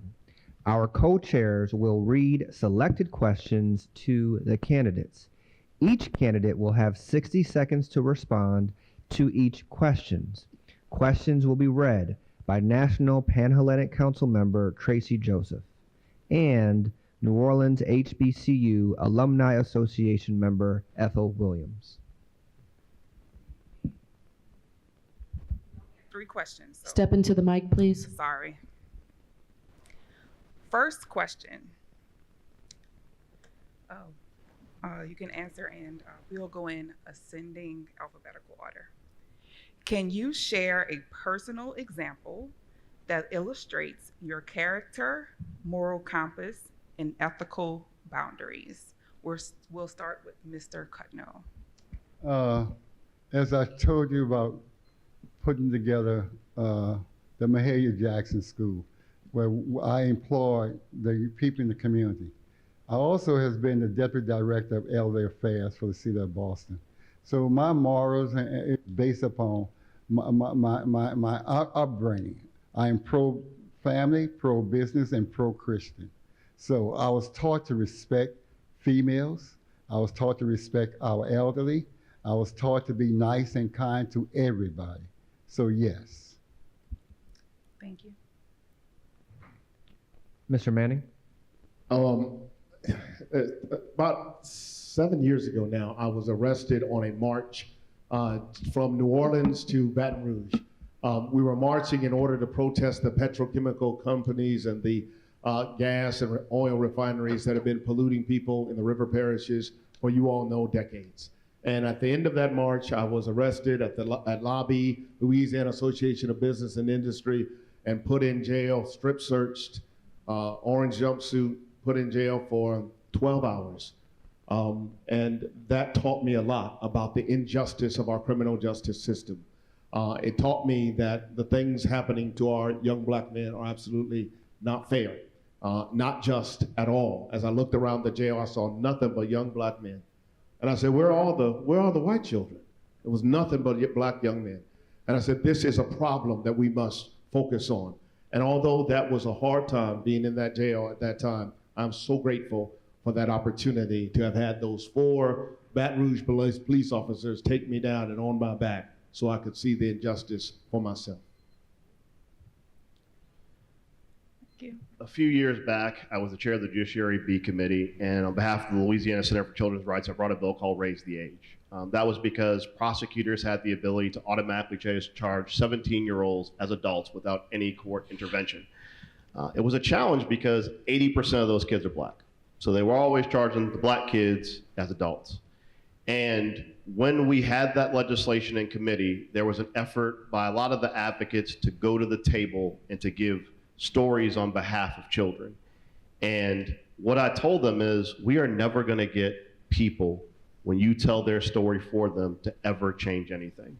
And instead, we bust dozens of high schoolers to tell the stories of their friends who have been incarcerated, told the stories of their experiences being incarcerated. And when you saw grown men crying in committee, because when you see a kid telling you about the injustices perpetuated on kids, in a legislature that's majority Republican, majority white, majority old guy, they saw them as people. And that was the strategy that worked. Thank you. For our second question, we can go in descending alphabetical order. What are your plans to develop and increase economic growth for businesses in New Orleans East? Why are the Lincoln Beach and Bayou Phoenix projects stagnant? Starting with Mr. Morrell.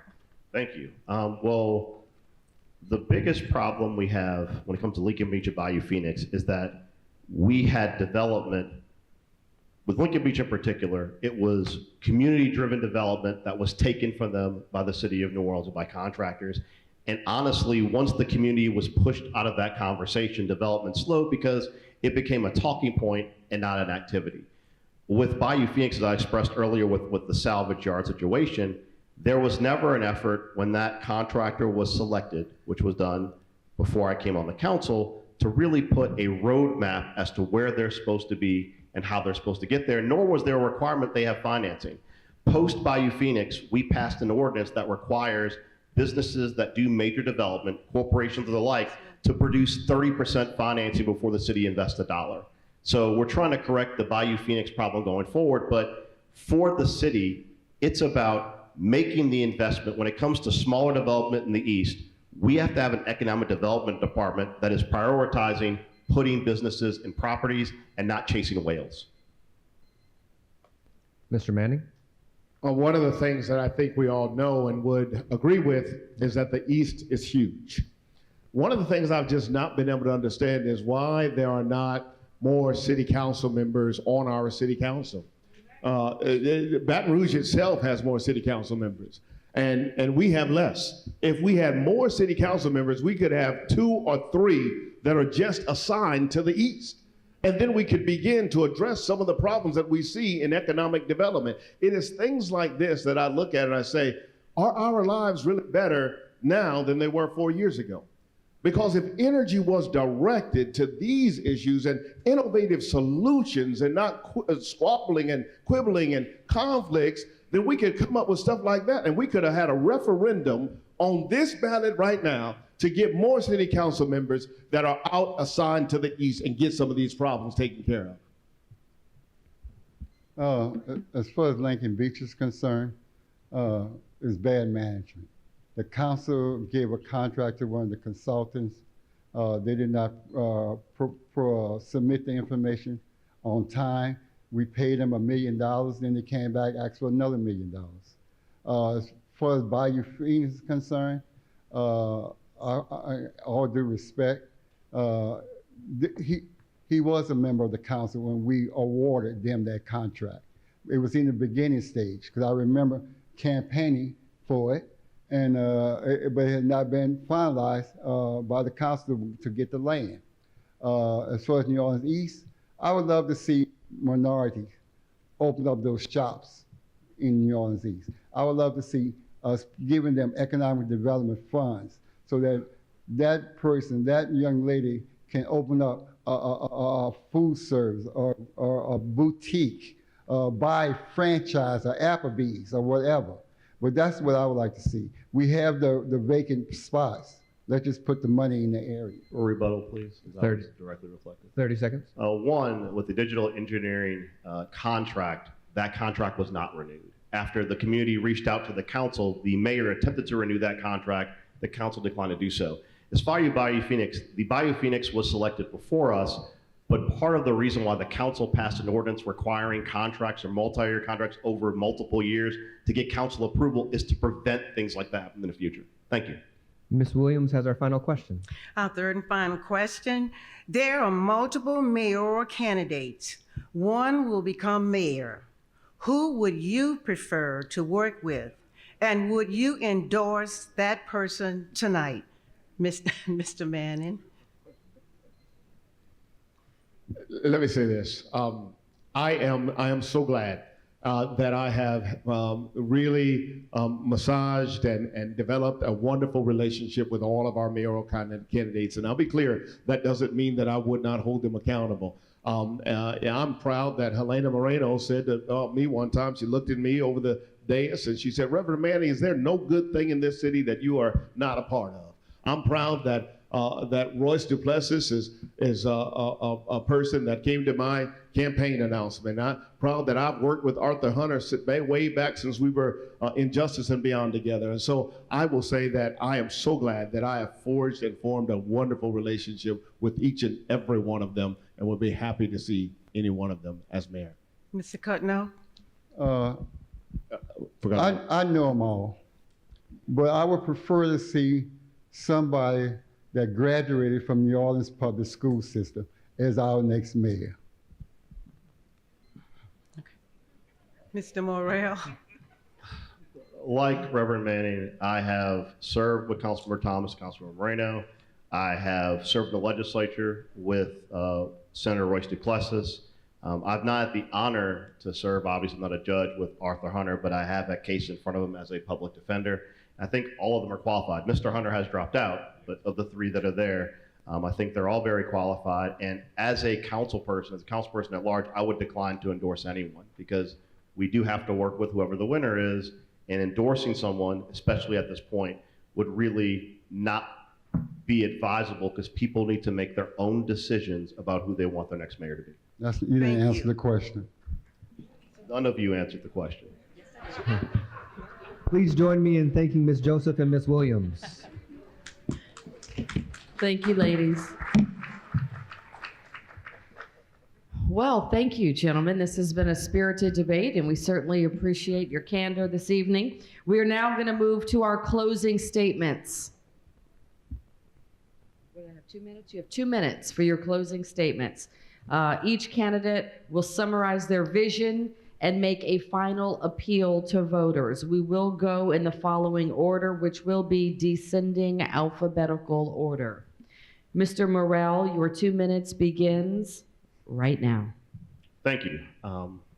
This has been a very exciting debate. I appreciate the Urban League for presenting it. What I would say is I believe that everyone should be judged by what they've done. And as a legislator, as a person, as a council member, I believe that I've done a good job. I believe that I set out to change things, to challenge the status quo, to challenge Sewage and Water Board, to challenge particularly the office of mayor and how it does things, because I do think there needs to be greater balance in how we move forward as a city. I would look at the things that I have done, and I would look as someone who has always been responsive to you as the public and as individuals. So I humbly ask for your support. I want to continue in my final term as a council person, because this is the only term you have left as its term limits. And I want to finish the fight to make City Hall accountable to you on all levels and to really help us turn the page to move this city into a great, fantastic future. Thank you so much, Urban League. Thank you, moderators. This has been an excellent debate. Thank you. Thank you so much. Mr. Manning, you have 2 minutes. Thank you again for having me tonight. It's been a pleasure being with all of you on tonight. Listen, as I said before, I'm a pastor. I'm not a politician. I will continue to be a pastor that serves with love, loving the Lord my God with all my heart, soul, mind, and strength, and loving my neighbor as myself. I think it's time to turn the page. I think it's time to ask ourselves, are our lives really better now than they were 4 years ago? And I believe the answer is no for many of us. The reason why I jumped in this race is because I'm tired of seeing people hurt. I'm tired of seeing people disrespected. I'm tired of seeing conflict. That we see enough conflict at the federal level. We see it at the legislature. We see it now even at our municipal level, and I'm tired of that. We need to use our energy to help people stay in the city of New Orleans. We love New Orleans. I love New Orleans. You all love New Orleans. We love everything about it, but we don't love the fact that it's not so livable for those of us who live here. And so we got to focus on the next 4 years. How do we keep people in this city?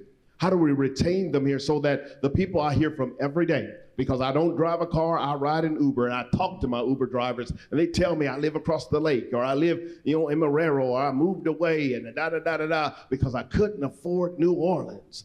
And so for the next 4 years, I want to make sure I'm a regulator of Entergy. I want to make sure that we have affordable housing. I want to make sure that we fix our broken streets so that we can retain people in New Orleans, get some people possibly to return, and then reimagine a city that people can live in for the next 25, 50, or 100 years. Because family, this moment is not just about us. It's about our children, our grandchildren, all of our children who will come after us. I humbly ask for your support. I don't get it from big corporations. I get it from people, normal people like you. $25 average donation. Go to manningforchange.com. I want to work for you, not against you. I want to fight for you, not with you. I want to be your advocate and not your adversary. I will always show up for you. You won't have to look for me to try to find me. Manning, Gregory Manning is my name. I have number 32 on the ballot. I humbly ask for your vote.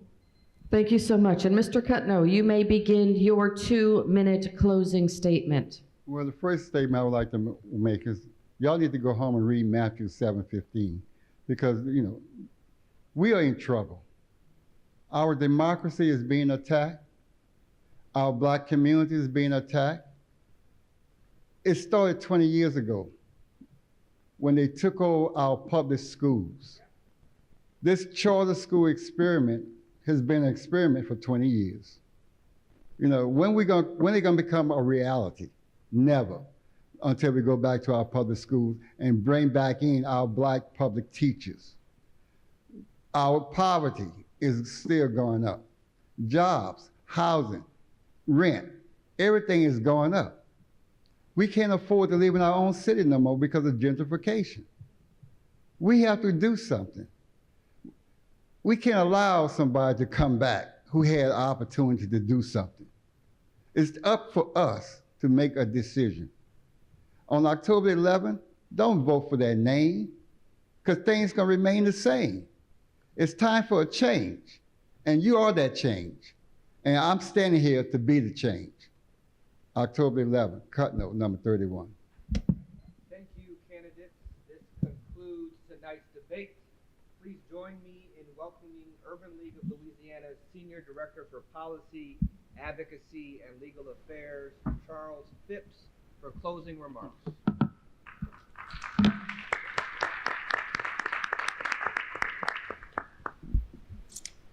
Good evening, everyone. On behalf of the Urban League of Louisiana, we thank the candidates for providing us with deep insights to your respective platforms and why New Orleanians should trust you with their vote.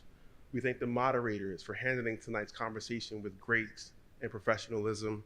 We thank our co-chairs and all of you for participating in a democratic process. We have a saying that if you want to go quick, you go alone. But if you want to go far, you go together. And it is with the coalition that we've built of deep relationships and respect that we've been able to go far in this debate series. And so it is with sincere gratitude that we thank our coalition partners, C.O.P, Eternal Seeds, Housing NOLA, the NAACP, the National Coalition of 100 Black Women, the New Orleans National Pan-Hellenic Council, the New Orleans Alumni Association, the Lower Ninth Ward Voter Coalition, the Links Incorporated, Pontchartrain, Crescent City, and New Orleans chapters, Power Coalition, YWCA, Ashé Cultural Arts Center, the Krewe of Themis, Proficient Media Service, Teamer Strategy Group, the Collaborative, and Xavier University. I'm so excited about what we're doing and where we're going. We also thank McDonough 35 Senior High School for hosting us this evening. Please join us for the next debate in the By the People debate series, which will be featured on Tuesday, August 19th at L.B. Landry High School. And mark your calendars for the remaining series, which will culminate with our mayoral debate on September 9th. Thank you, New Orleans, and we hope that you are well.